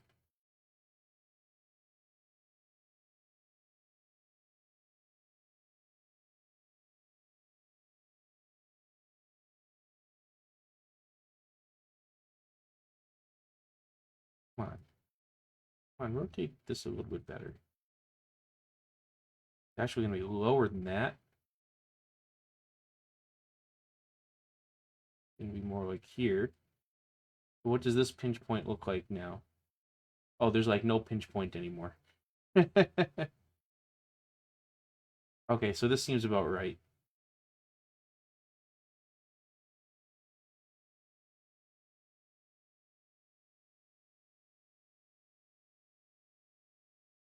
That definitely gives me more space on this left side here. So now you can easily get a tool in here to torque down what you need to torque down.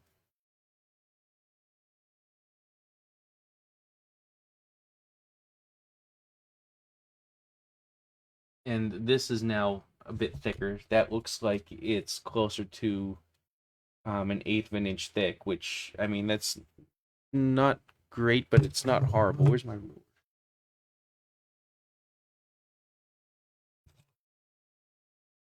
Oh, well, here's one of them.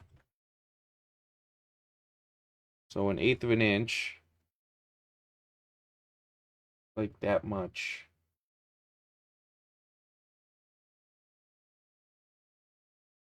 I think that's more than an eighth of an inch. That's 3/16. That's about 3/16 actually. Yeah, it's a decent amount of space there.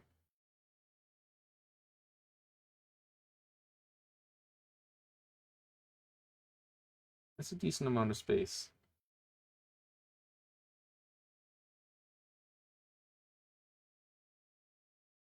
Now, I can alleviate this a little bit more too if I make this more of a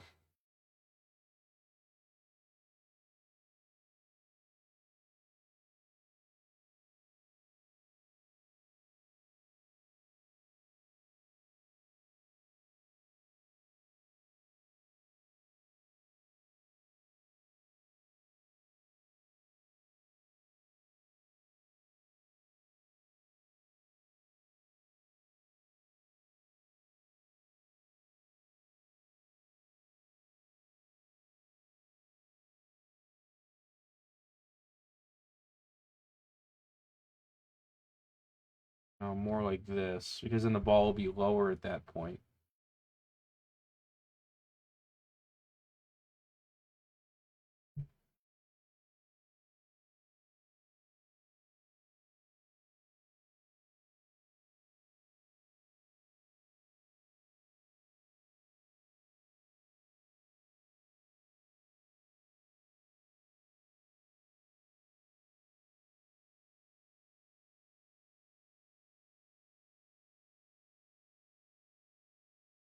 So in this case,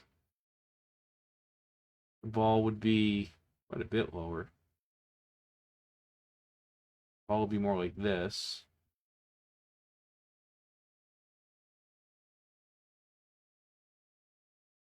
Ish, yeah.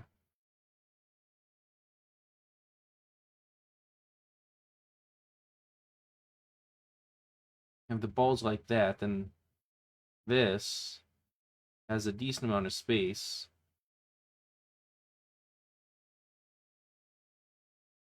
in that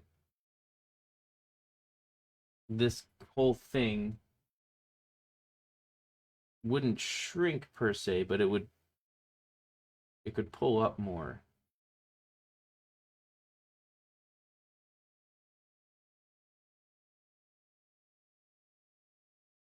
Like that. I want to come out or like this.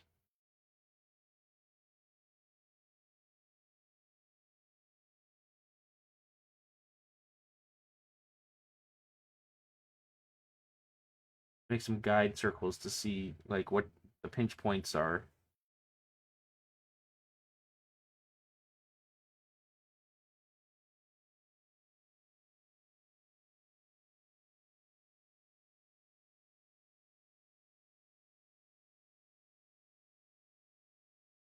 But even at this curved point there, that's still 1 1/8. And then by the time it really starts going down is when it shrinks down.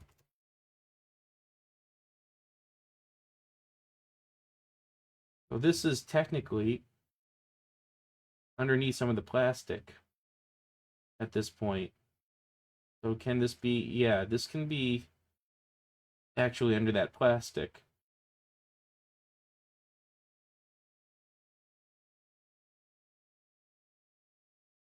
That adds even more space right there. So that's looking pretty good, I think.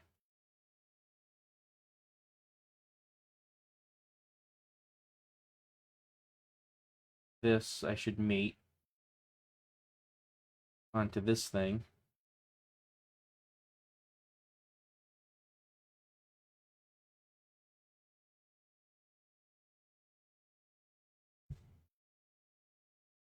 That way I can adjust that better.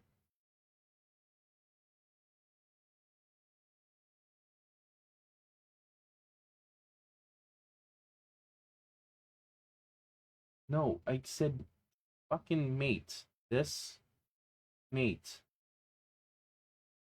Thank you.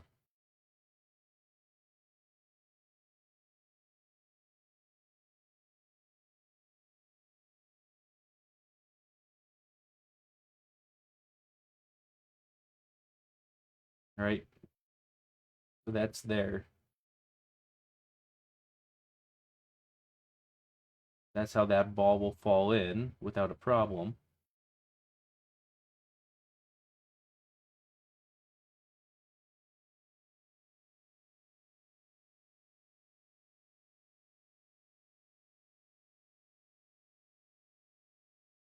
Um,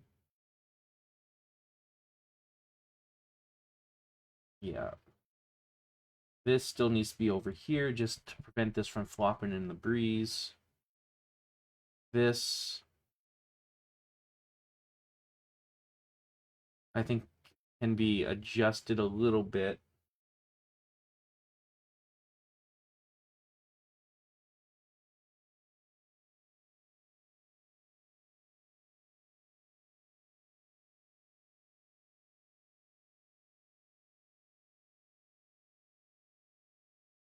Mm, yeah, it can be adjusted a little bit. Is this equal to anything? No. All right, so this can be 0.75. Yeah, that'll add a little bit more. Maybe this can even be 0.25.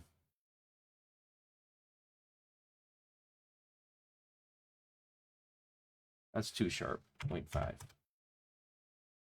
Yeah, so doing this is adding just a little bit more space here for this thing. And that's not really going to affect the ball at all because there's plenty of space along here. If I put this, along, stop it, like along here, there's plenty of space here. And this is 1 1/8, and the ball is only 1 1/16. So that's not a problem right in this section. Yeah, that won't be a problem. And then that fixes that a little bit. And then I think I can pull this kind of more in the nook right there. And that won't affect the posts below it because the posts and everything were pulled out a little bit more.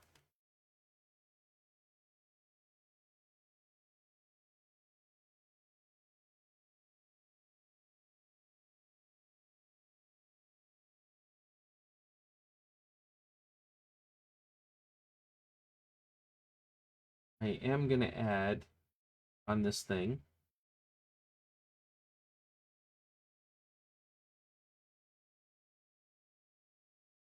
a fillet over here because this is really sharp.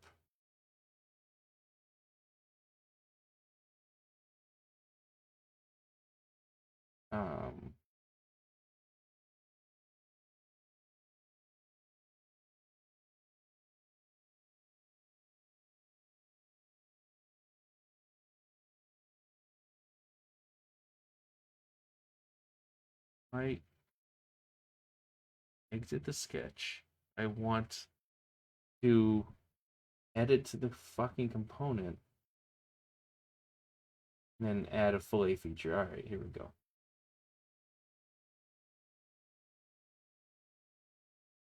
This is 1/8, 1/8.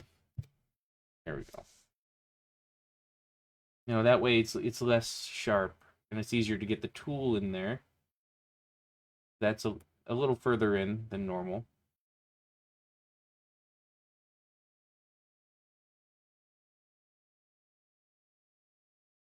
And I'm still keeping this higher up because, you know, it's a visibility thing. I still want you to be able to see in through this shot, which is largely why this is clear plastic anyways.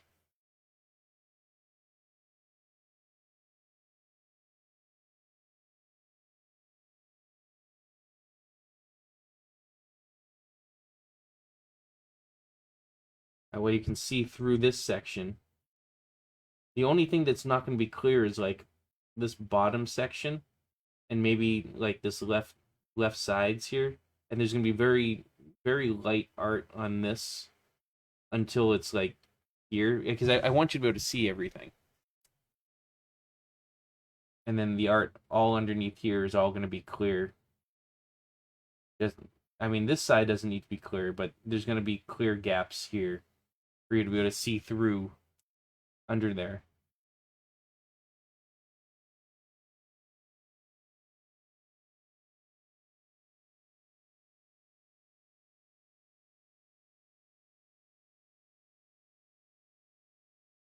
Okay, so I need to add screws here, to those ones. Well, to all three of those, actually. Then I need to finally make the holes, because I think these holes are in the right spot. And there will be... Okay, so if I remember correctly, this nut, this nut, this nut, and this nut. Those four nuts are going to go away, and there's going to be a 1/4 inch riser. I mean, a 3/4 inch riser.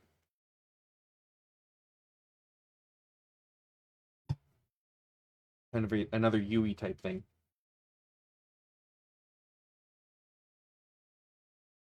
Just raised up.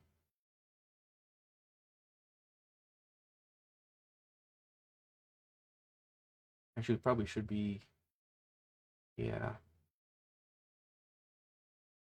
Alright, I do need that 3/4 inch piece, though.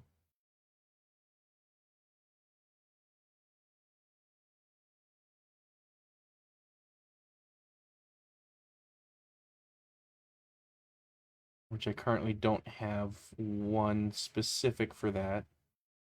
Posts, standoffs.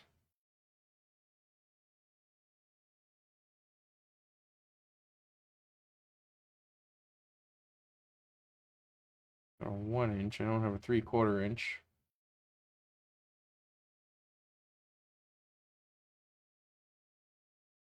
Okay, so there's standoff, and then this is spacer.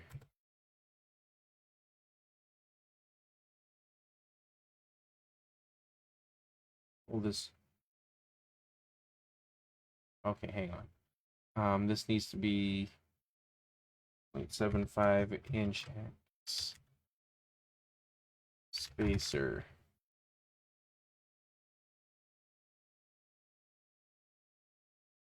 Um,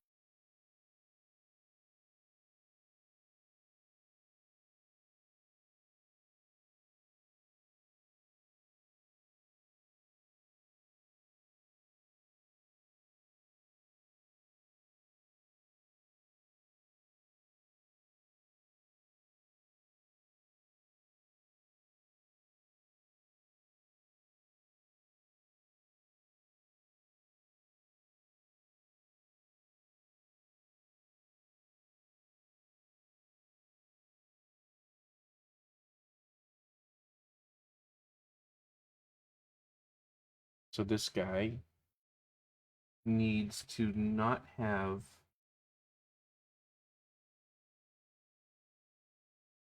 this. This needs to go through all. And this needs to be 3/4 inch.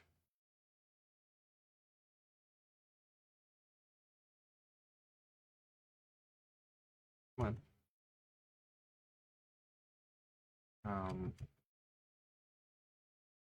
75.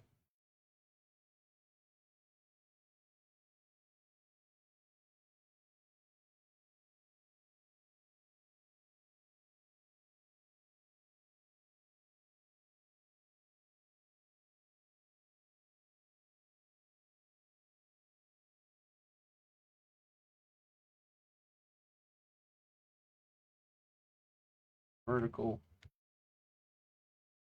Okay.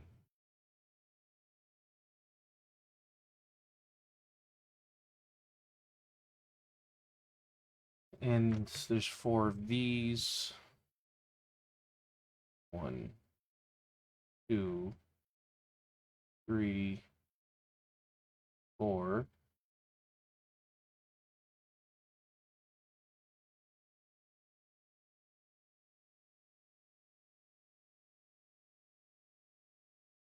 These hex nuts. Technically they'll be reused, but elsewhere. So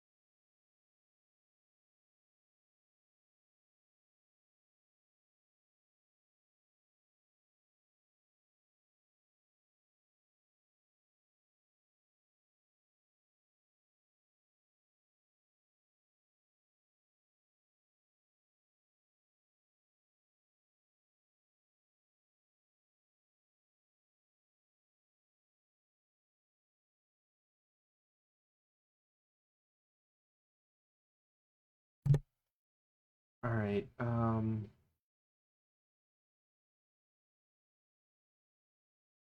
So some of these are a little annoying because they're not mated in the plastic. Because they're not mated in the plastic, I can move things around undesirably. So I gotta grab these now and just fix them all. That way they don't move around and I can pull things out of the way. Because I think these are the positions I want these to be in anyways. So there's no reason to have them floating, at least right now for the time being. Now I can pull this up.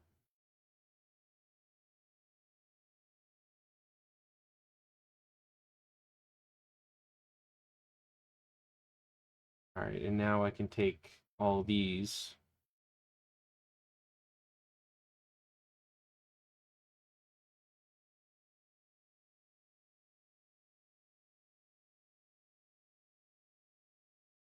Zoom in a little bit more just to make life a little easier on myself. And then do some mating.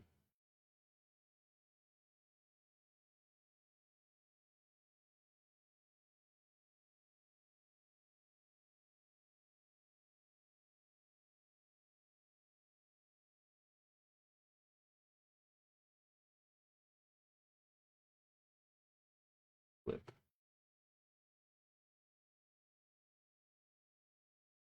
The way.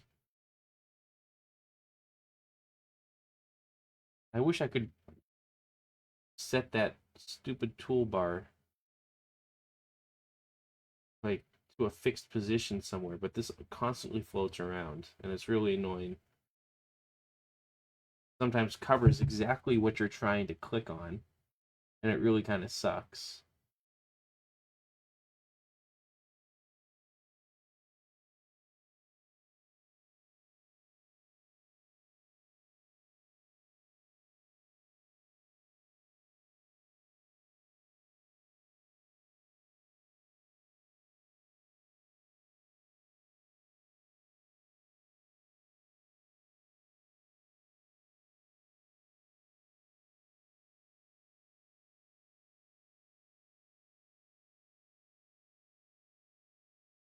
Oh, I did that again. Not what I want. And I just remembered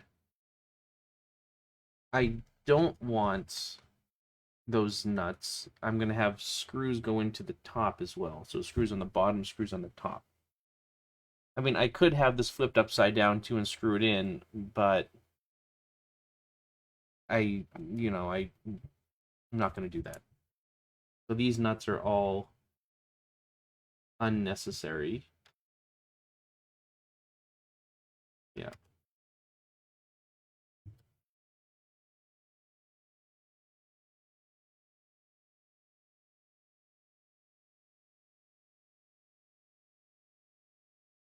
So now there's gonna be that other piece of plastic up on top there. I might as well define that now. And those are all bound together.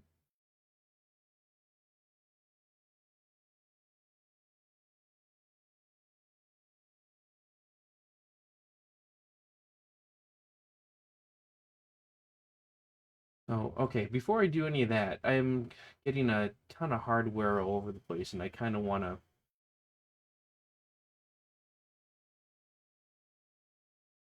uh, send to folder. What do you want?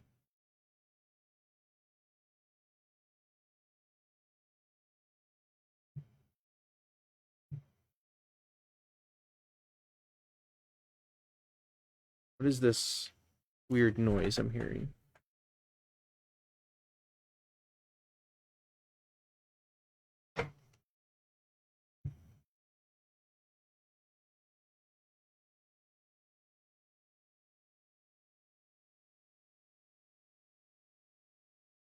Oh man, I think that's a noise outside.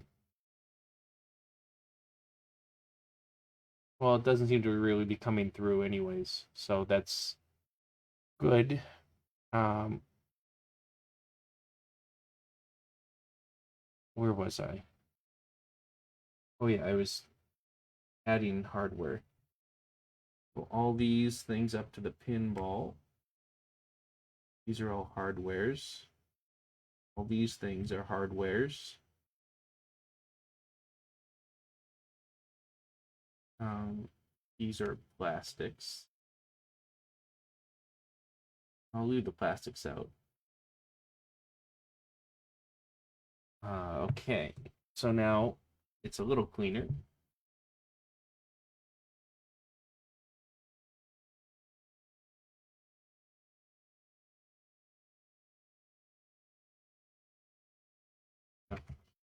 Orbit, lower, upper plan, or upper. That was called main ball guides. Upper ceiling. I don't know. Maybe I guess this is good enough. Save an external file.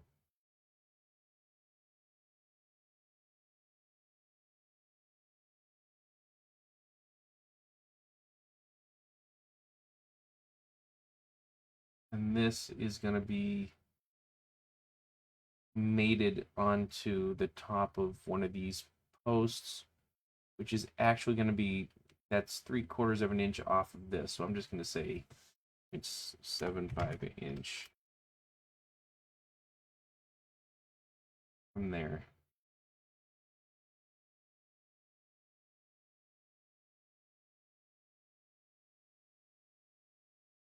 And that went the wrong way.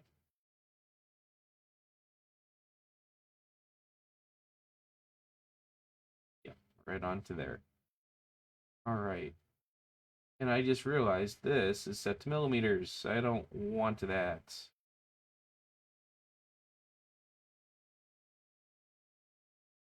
Okay. So now, unlike the other ones, this origin should be more up here because, you know, this is all kind of up here.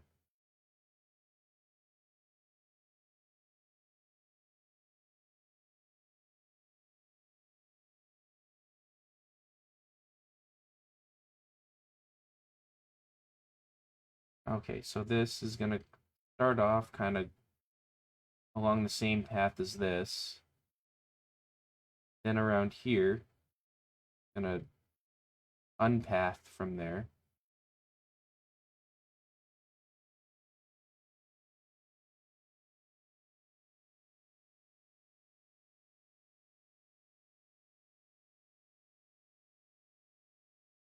And I suppose these can also path in a similar way here. So I can convert this, this, and this. And this is going to go down to here, cross, and up.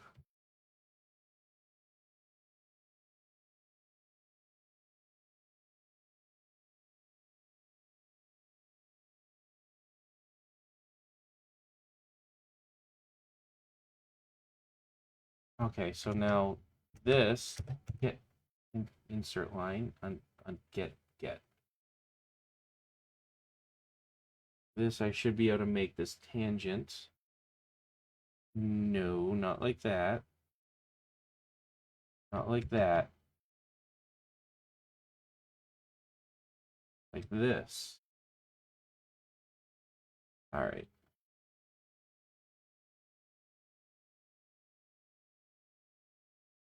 And yeah, those are fine. Those are fine. Now this is going to be a construction line. And I'm going to have kind of this here. Means this can probably line up right along this. That's 1.5.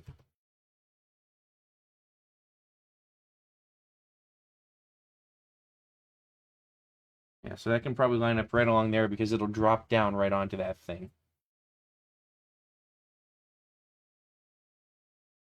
Put a this thing on here.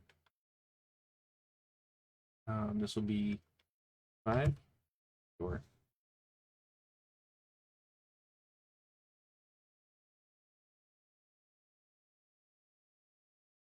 This is 3 7/8.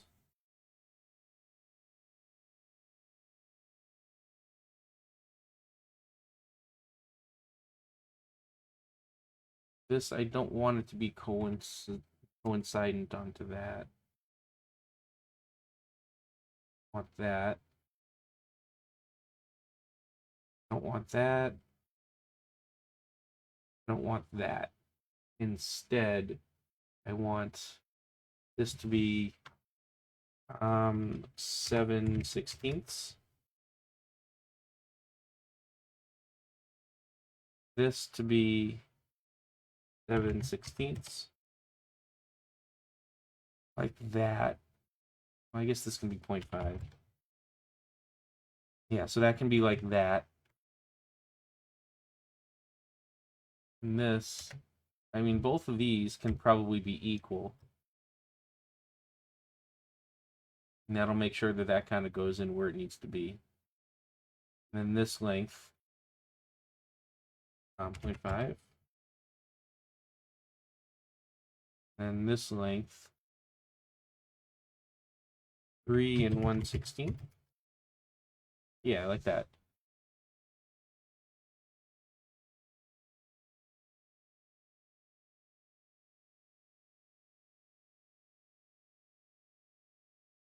Yeah, like that. All right. Oh, that wasn't a sketch on the fucking thing. Oh my god, are you fucking kidding me? I hate this program so much sometimes. Christ almighty. Can I just let me fucking drag the sketch in there? Jesus Christ. Edit the fucking component. God, that pisses me off so much.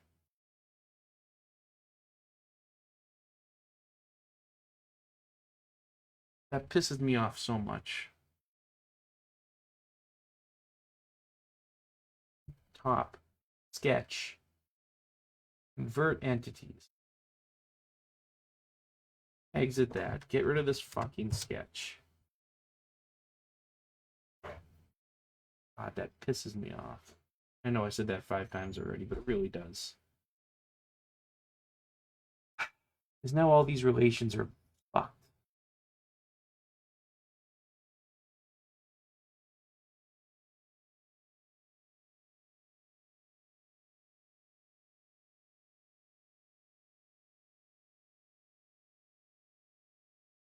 All right, let's redo everything, I guess.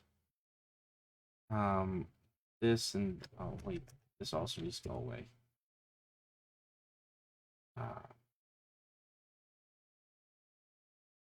What was I doing? I want to hide these relations. This 1 3/16. This and this are equal, I said. This 1.5. This 7/16. This is 1.5. This 1.5.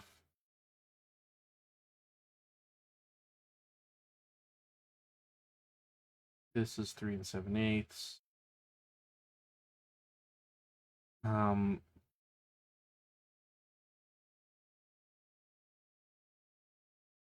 This, no, not like that.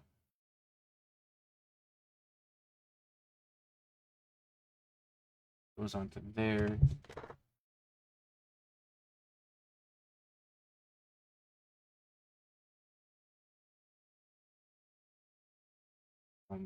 I didn't. Yeah, I did. 0.75.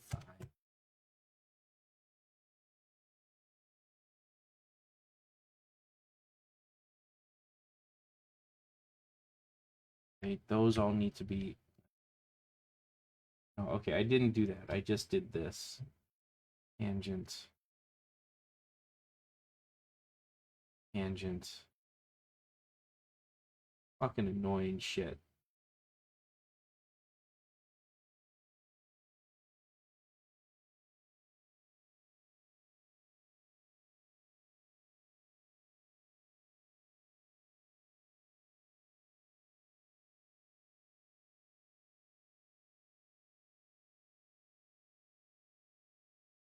Okay. Those are done. Good enough. This is now going to be extruded 1/16 inch. And on here,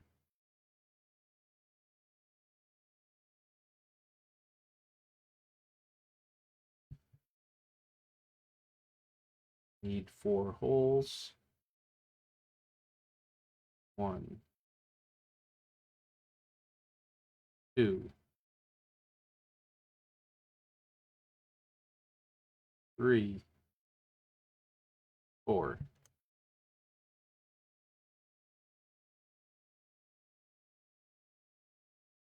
These are all equal, and they're going to be 3/16.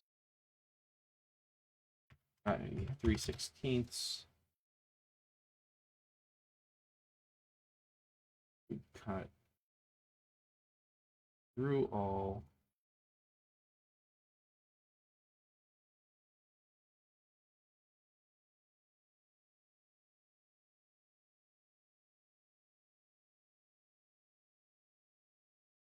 Okay, so there's that. So the ball will kind of. I'm gonna have a metal flange on that upper ramp, and the ball will flop down onto the thing.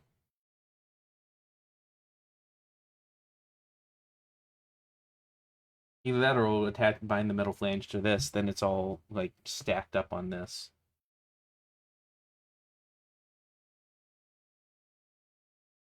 So the only mounting point I'm not able to access these. Oh, I do need to cut before I even get to that other thing.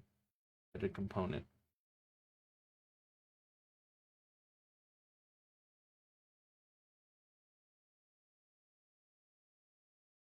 Sketch here, and then I do need to cut those post holes over here. These can be slots.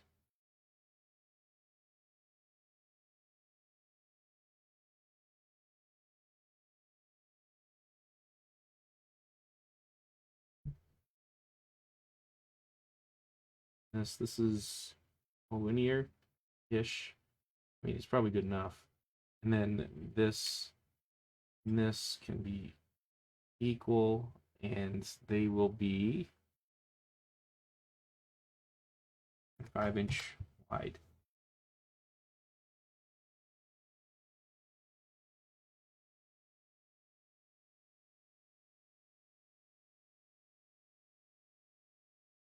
So now that has a place for the post to go and mount to. And for niceness, I'll just add little fillets along these kind of sharp corners.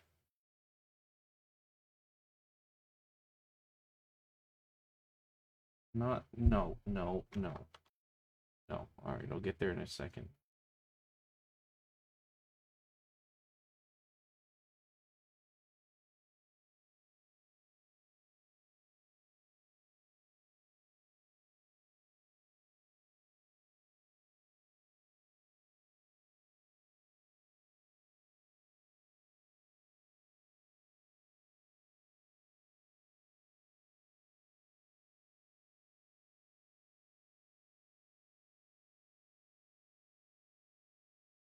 Okay. Now I could use this hole here as a bind point instead of this rivet down here, but that means I need to have a different size post here. Instead of 1/2 inch, it needs to be like a 16th of an inch less, which is a little bit pain in the ass to get. So I rather just buy all of like one post or many of one post and not like one or two of a couple other posts.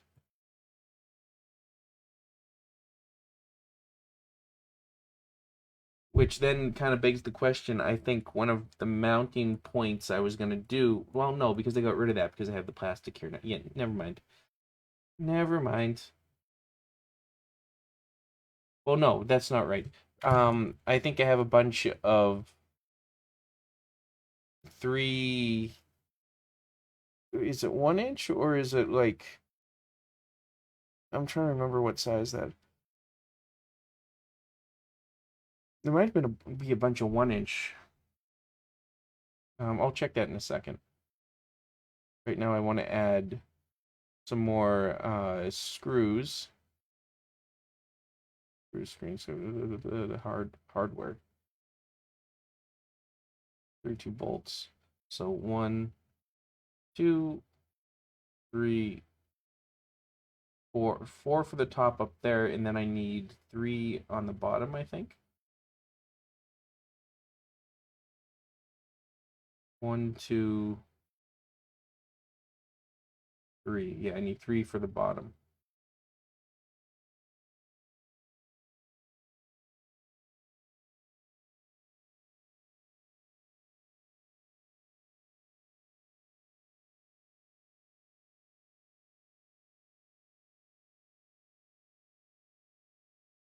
One, 2, 3 for the bottom. Okay, let's get the bottoms out of the way first.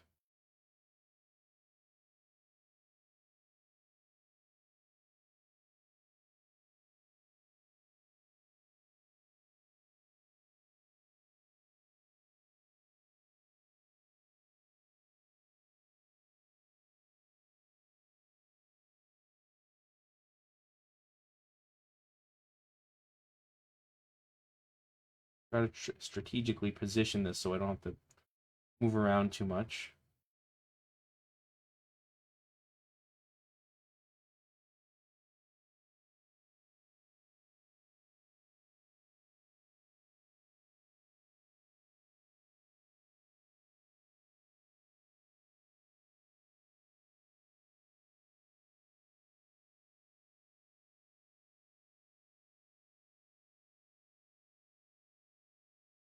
And those three.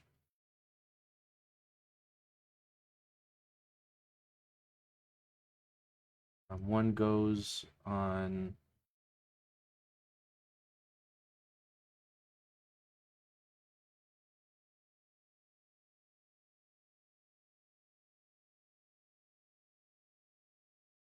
here. One goes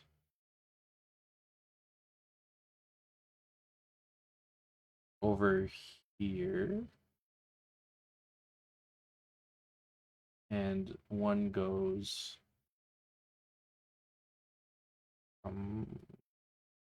the other one go on there.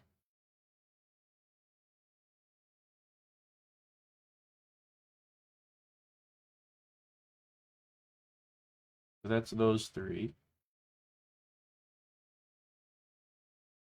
And then these four go up here.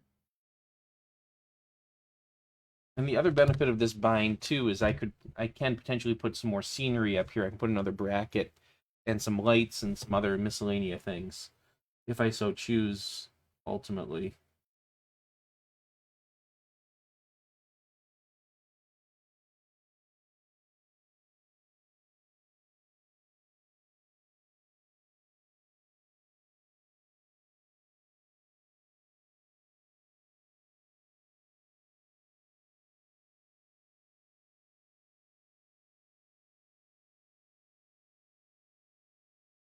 Okay. Oh.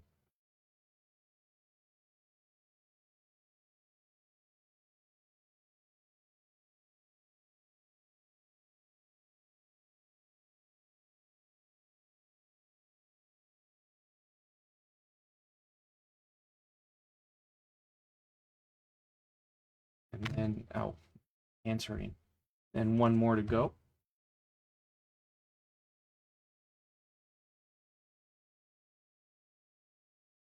Come on. Click. How did I click the... No, I always think I click the check mark, and I don't. And it throws me for a loop for a second. All right, there's those.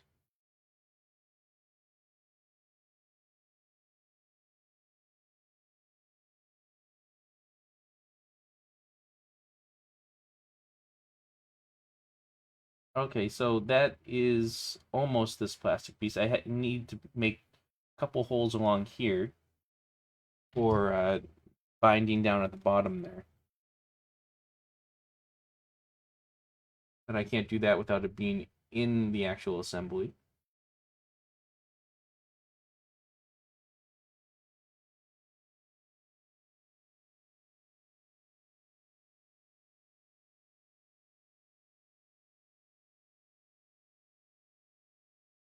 So if you look on here, this ramp is going to drop like right on this metal piece. And it should be fine where that is. But I'm also going to add that, like I said, that metal piece on top. So this whole thing can actually probably pull up a little bit more.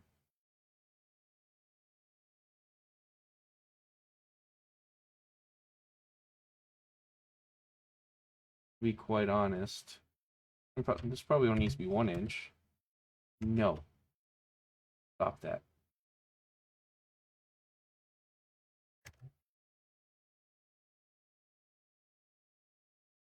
Stop doing that.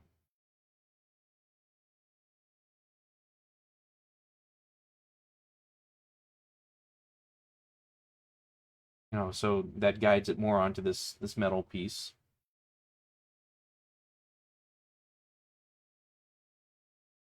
And that also prevents it from kind of bouncing up because of how high this is.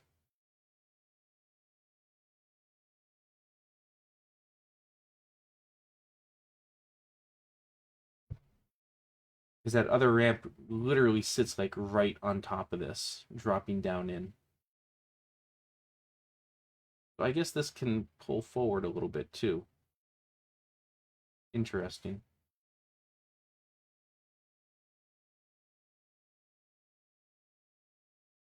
I should probably do that.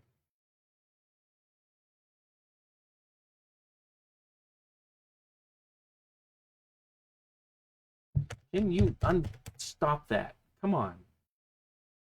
Edit this. Stop being a pain in the ass.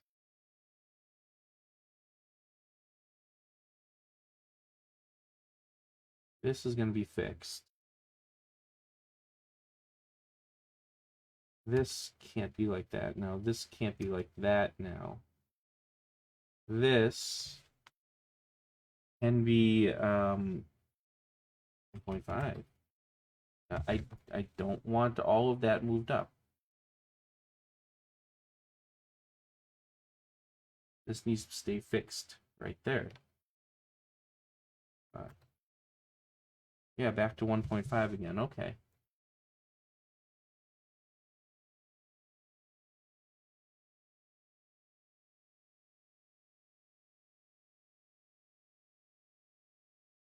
Sure, that'll work.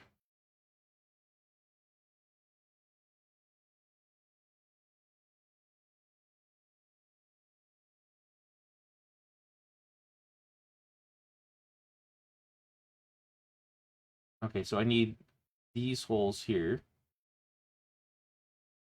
on this. I should put a screw right here. Yeah, I could probably put screws over here. This right here needs to carve out a little bit, I think. So this, instead of going up like that, this needs to come out more and up. That way I have the space to put that. So that's a good point there. So let's pull in 1/632 screw.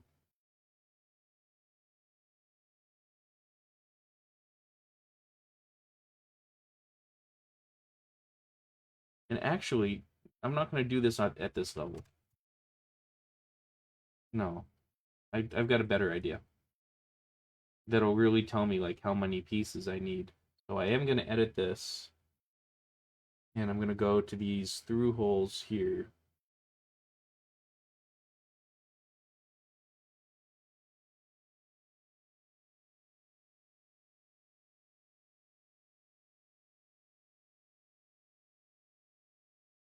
And add all the holes here.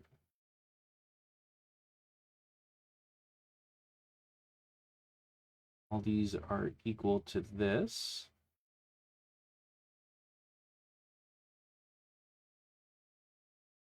And then these will be fixed.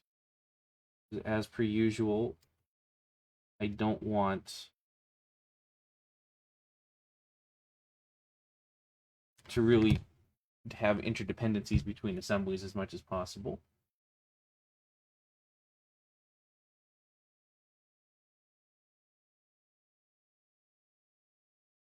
Now let's go back to this other assembly.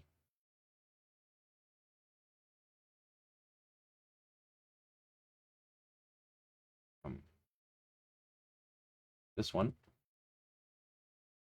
And what I can do, I'm going to add these parts at this level because they're all part of this plastic anyways.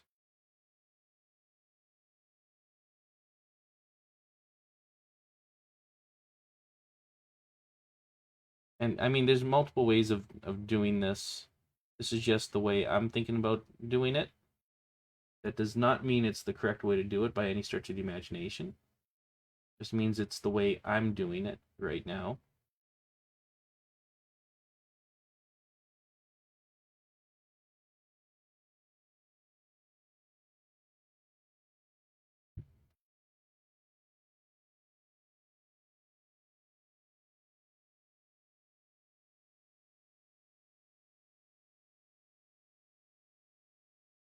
That's a 632 top tapped bumper post right there.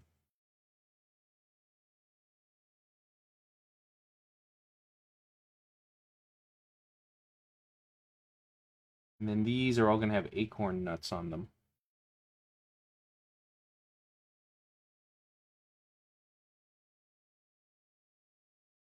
One, two, three,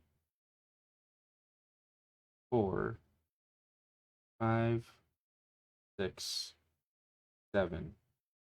One, two, three, four, five, six, seven. Yeah.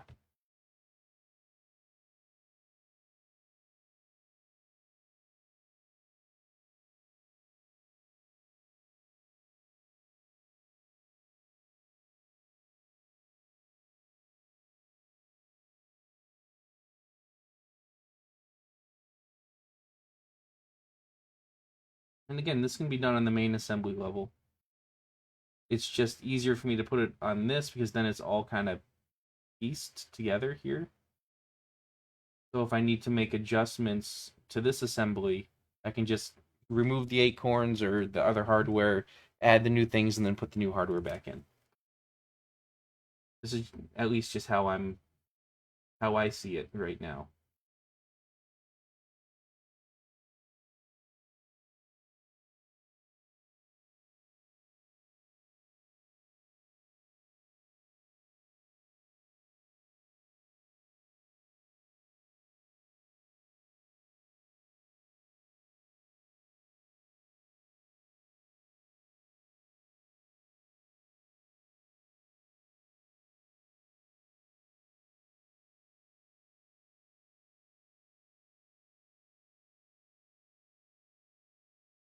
Not exactly what I wanted, but I'll take it.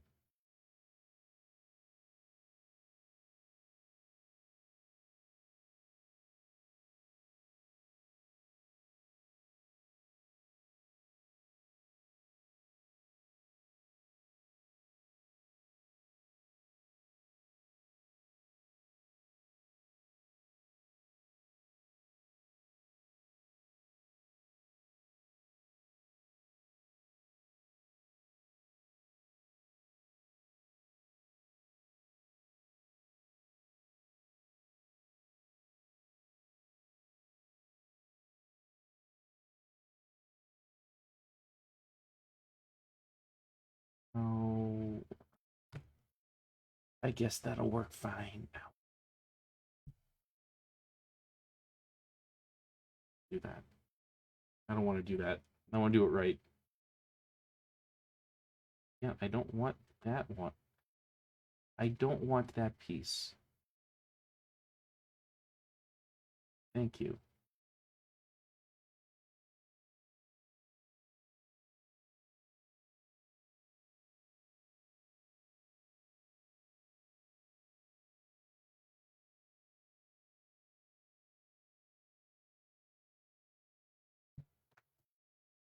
Here's the other one I said I needed.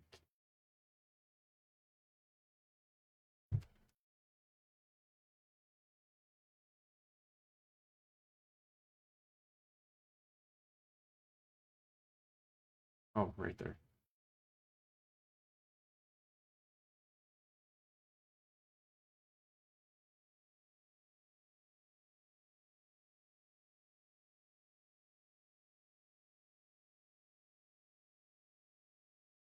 Okay. So that's those pieces.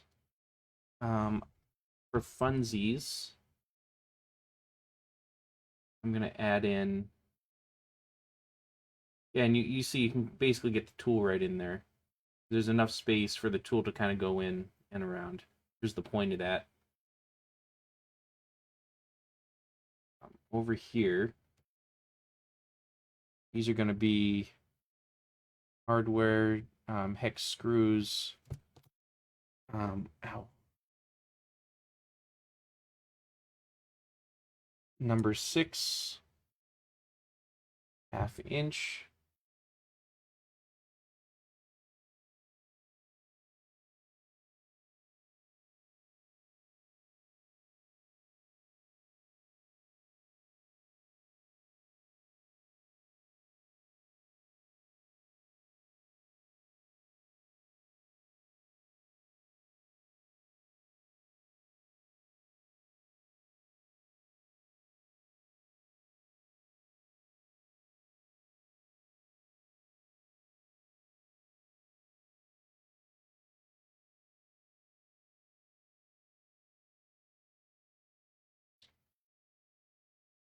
Okay, and they're being concentric on this, which is close enough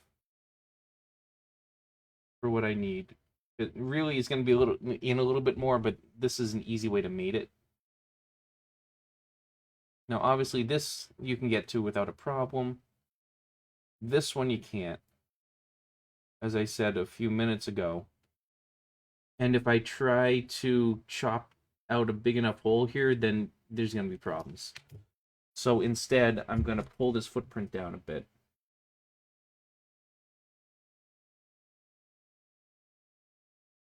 This extrusion footprint. Make sure the upper part isn't going to get messed up. No, I don't think it will be. 9, 10. Of course it decides to go up that way. Fix that. Okay, this is fixed.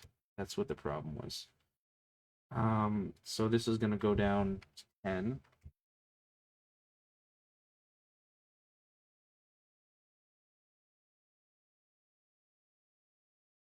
And I'm going to change how this works.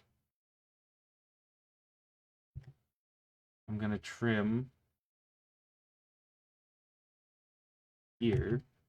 This is still going to be... actually, before I do any of that, this is going to be fixed. I'm then going to trim. Oops, not yet. First, I'm going to draw this. Then I'm going to trim. Now, I can make this 10. 10.5. This can be horizontal. This can link into here.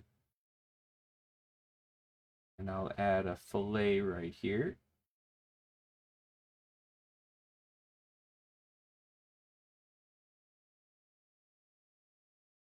Eight, 1/8 inch fillet. Okay. Now this cut extrude. No. This now can't find certain distances, which is exactly what I expected. But I want this to be 1/8 of an inch here. No, there's 3/8, wasn't it? 3/8 there.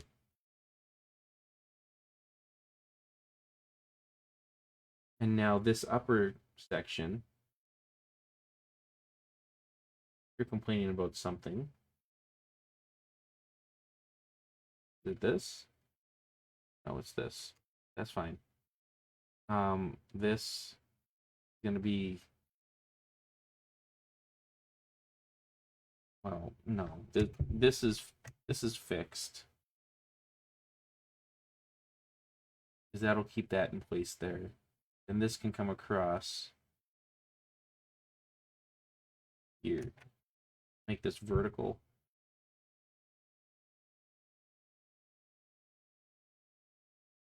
This I want to be 7/16.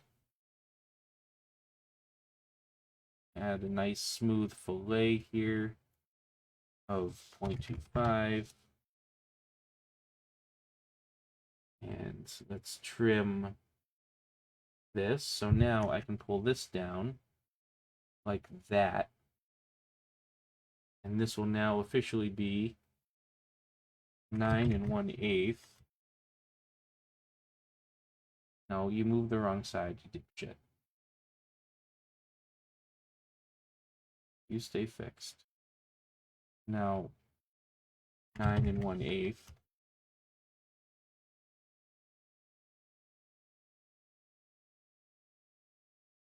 This I can smooth. This will be a 1/8 inch fillet. So now that has plenty of space there. This is not pinched, and the little point that it is kind of pinched is bound by this fastener here. And this fastener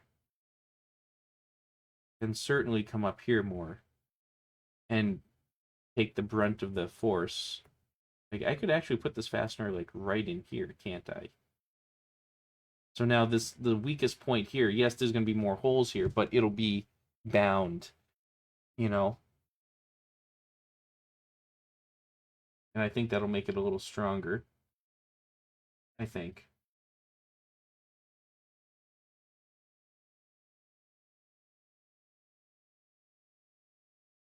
But for sure, you can get your screwdriver in there now.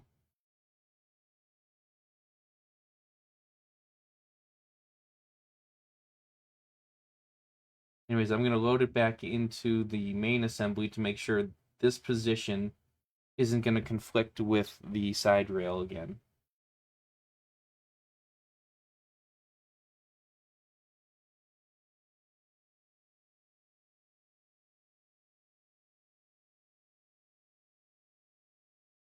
Those all line up.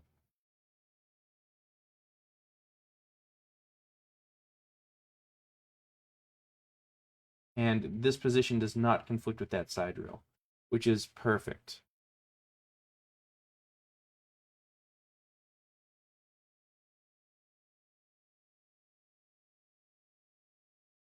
Yeah, that lines up very nicely. I should add those posts in shortly, and the T-nuts on the bottom.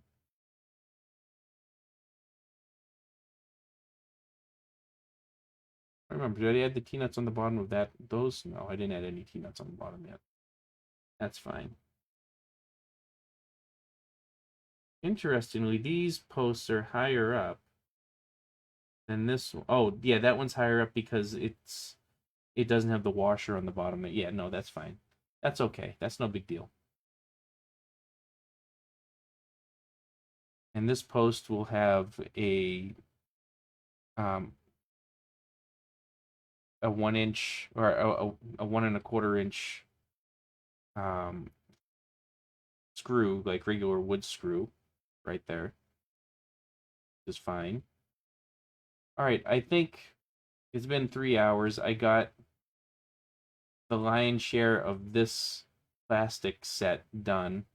So now when you play the game, when you're looking at the game normally, like here, you know, up here, this is all going to be clear over here on this left side, so you'll be able to see the ball at all times.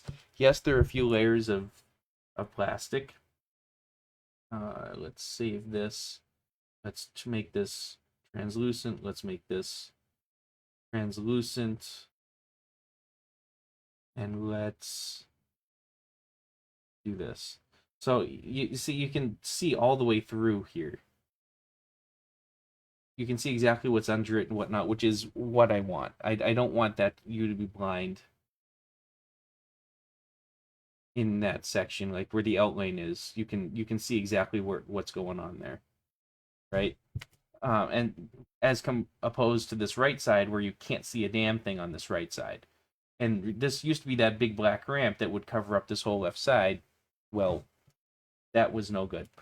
And obviously, the parts like underneath or that have like no man's land underneath it, those will have printed art on it. And but the guides here and the guides along here will be clear.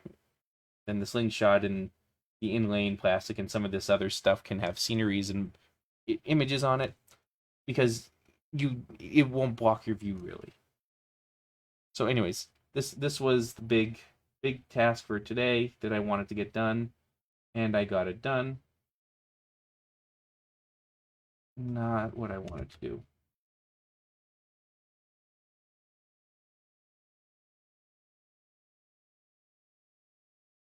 Selecting a translucent thing is almost impossible in SolidWorks. It assumes that you want to click through it, which is not always the case.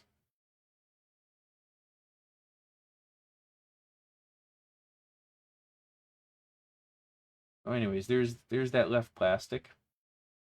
So yeah, it took about 3 hours to do, and that was after some pre-doing of it in last stream. So this right side plastic over here is probably going to take another 3 to 4 hours to do also. just because of the layers. And even this side isn't necessarily fully done. For instance, like I said, I can put some more sceneries up to block the ball or reflectors on this thing instead of on the other ramp, which is probably what I'm going to do, to be honest. Then it's all just one thing. And I'll have two little rivets, kind of like the other thing, kind of like that slam metal for the reflector here. Two rivets here and then the reflecting metal. Or maybe in this case, because of what it is, I might use bolts for so you can take it off and clean it more easily. I don't know yet. I haven't really gotten that far. But I do think I want to add scenery right here, like right bound to these two posts here. A big, big blocking piece of plastic that kind of comes across this way that blocks the ramp a little bit and blocks just ugliness and just makes it look kind of nice. And the plastic can come down and be kind of diagonal or something. Because that's not too difficult to do right here. But that will be one of the final phases during the dressing phase once the playfield does exactly what I wanted to and plays how I wanted to. Right now I'm just trying to make sure all the metal bits and all the other ramp bits are the way it is, so I can cut the next playfield and it will be effectively the final playfield or the final major change playfield, with the exception of these targets, which I'm leaning more and more towards putting a scoop under there. Uh, but again, it depends. Right? If I'm making 10 of these, those scoops are like $80 or something each, which that adds up. If I make 10 of them, that's 800 bucks.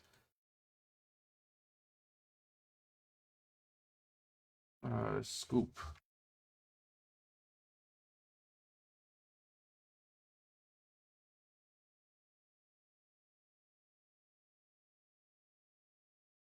Actually, it's 90 bucks now. So these scoops are $90. So that's $900 plus tax and shipping. So $1,000 just to add a scoop to 10 games.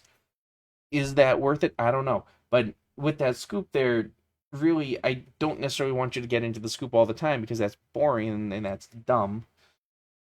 Maybe it's fine, I don't know. So you got to add like a drop target, which I just need to spell right. And these drop targets are like another $80. So you add one of those in there to block the scoop, like underneath this pumpkin thing.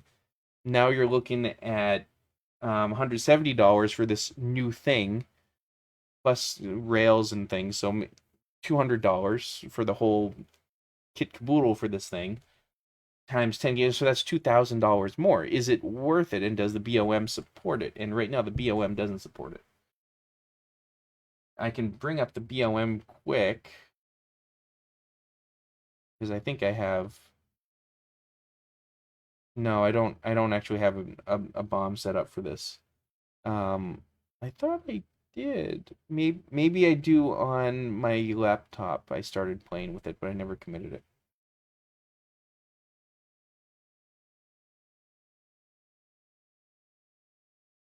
Yeah, I gotta have it on the laptop. Either way, I'll next time I stream, I'll try and have a rudimentary BOM bomb, whatever you want to call it, uploaded, updated, so I can show. I'm pretty sure. No, I know I made it on my laptop because I went through specifically trimming certain things out of my standard bill of materials thing. Yeah, I'll find it. I'll post it when I get it. So, all right, folks. I'll see you. I don't know, maybe later tonight. I don't think so. I have some family stuff to do. Definitely tomorrow. I'm going to do a little bit more play testing, at least for another hour, hour and a half at the shop. And the last playtest stream kind of sucked when we were actually flipping it. I like to flip it with proper audio and things. So yeah. All right. Bye everyone.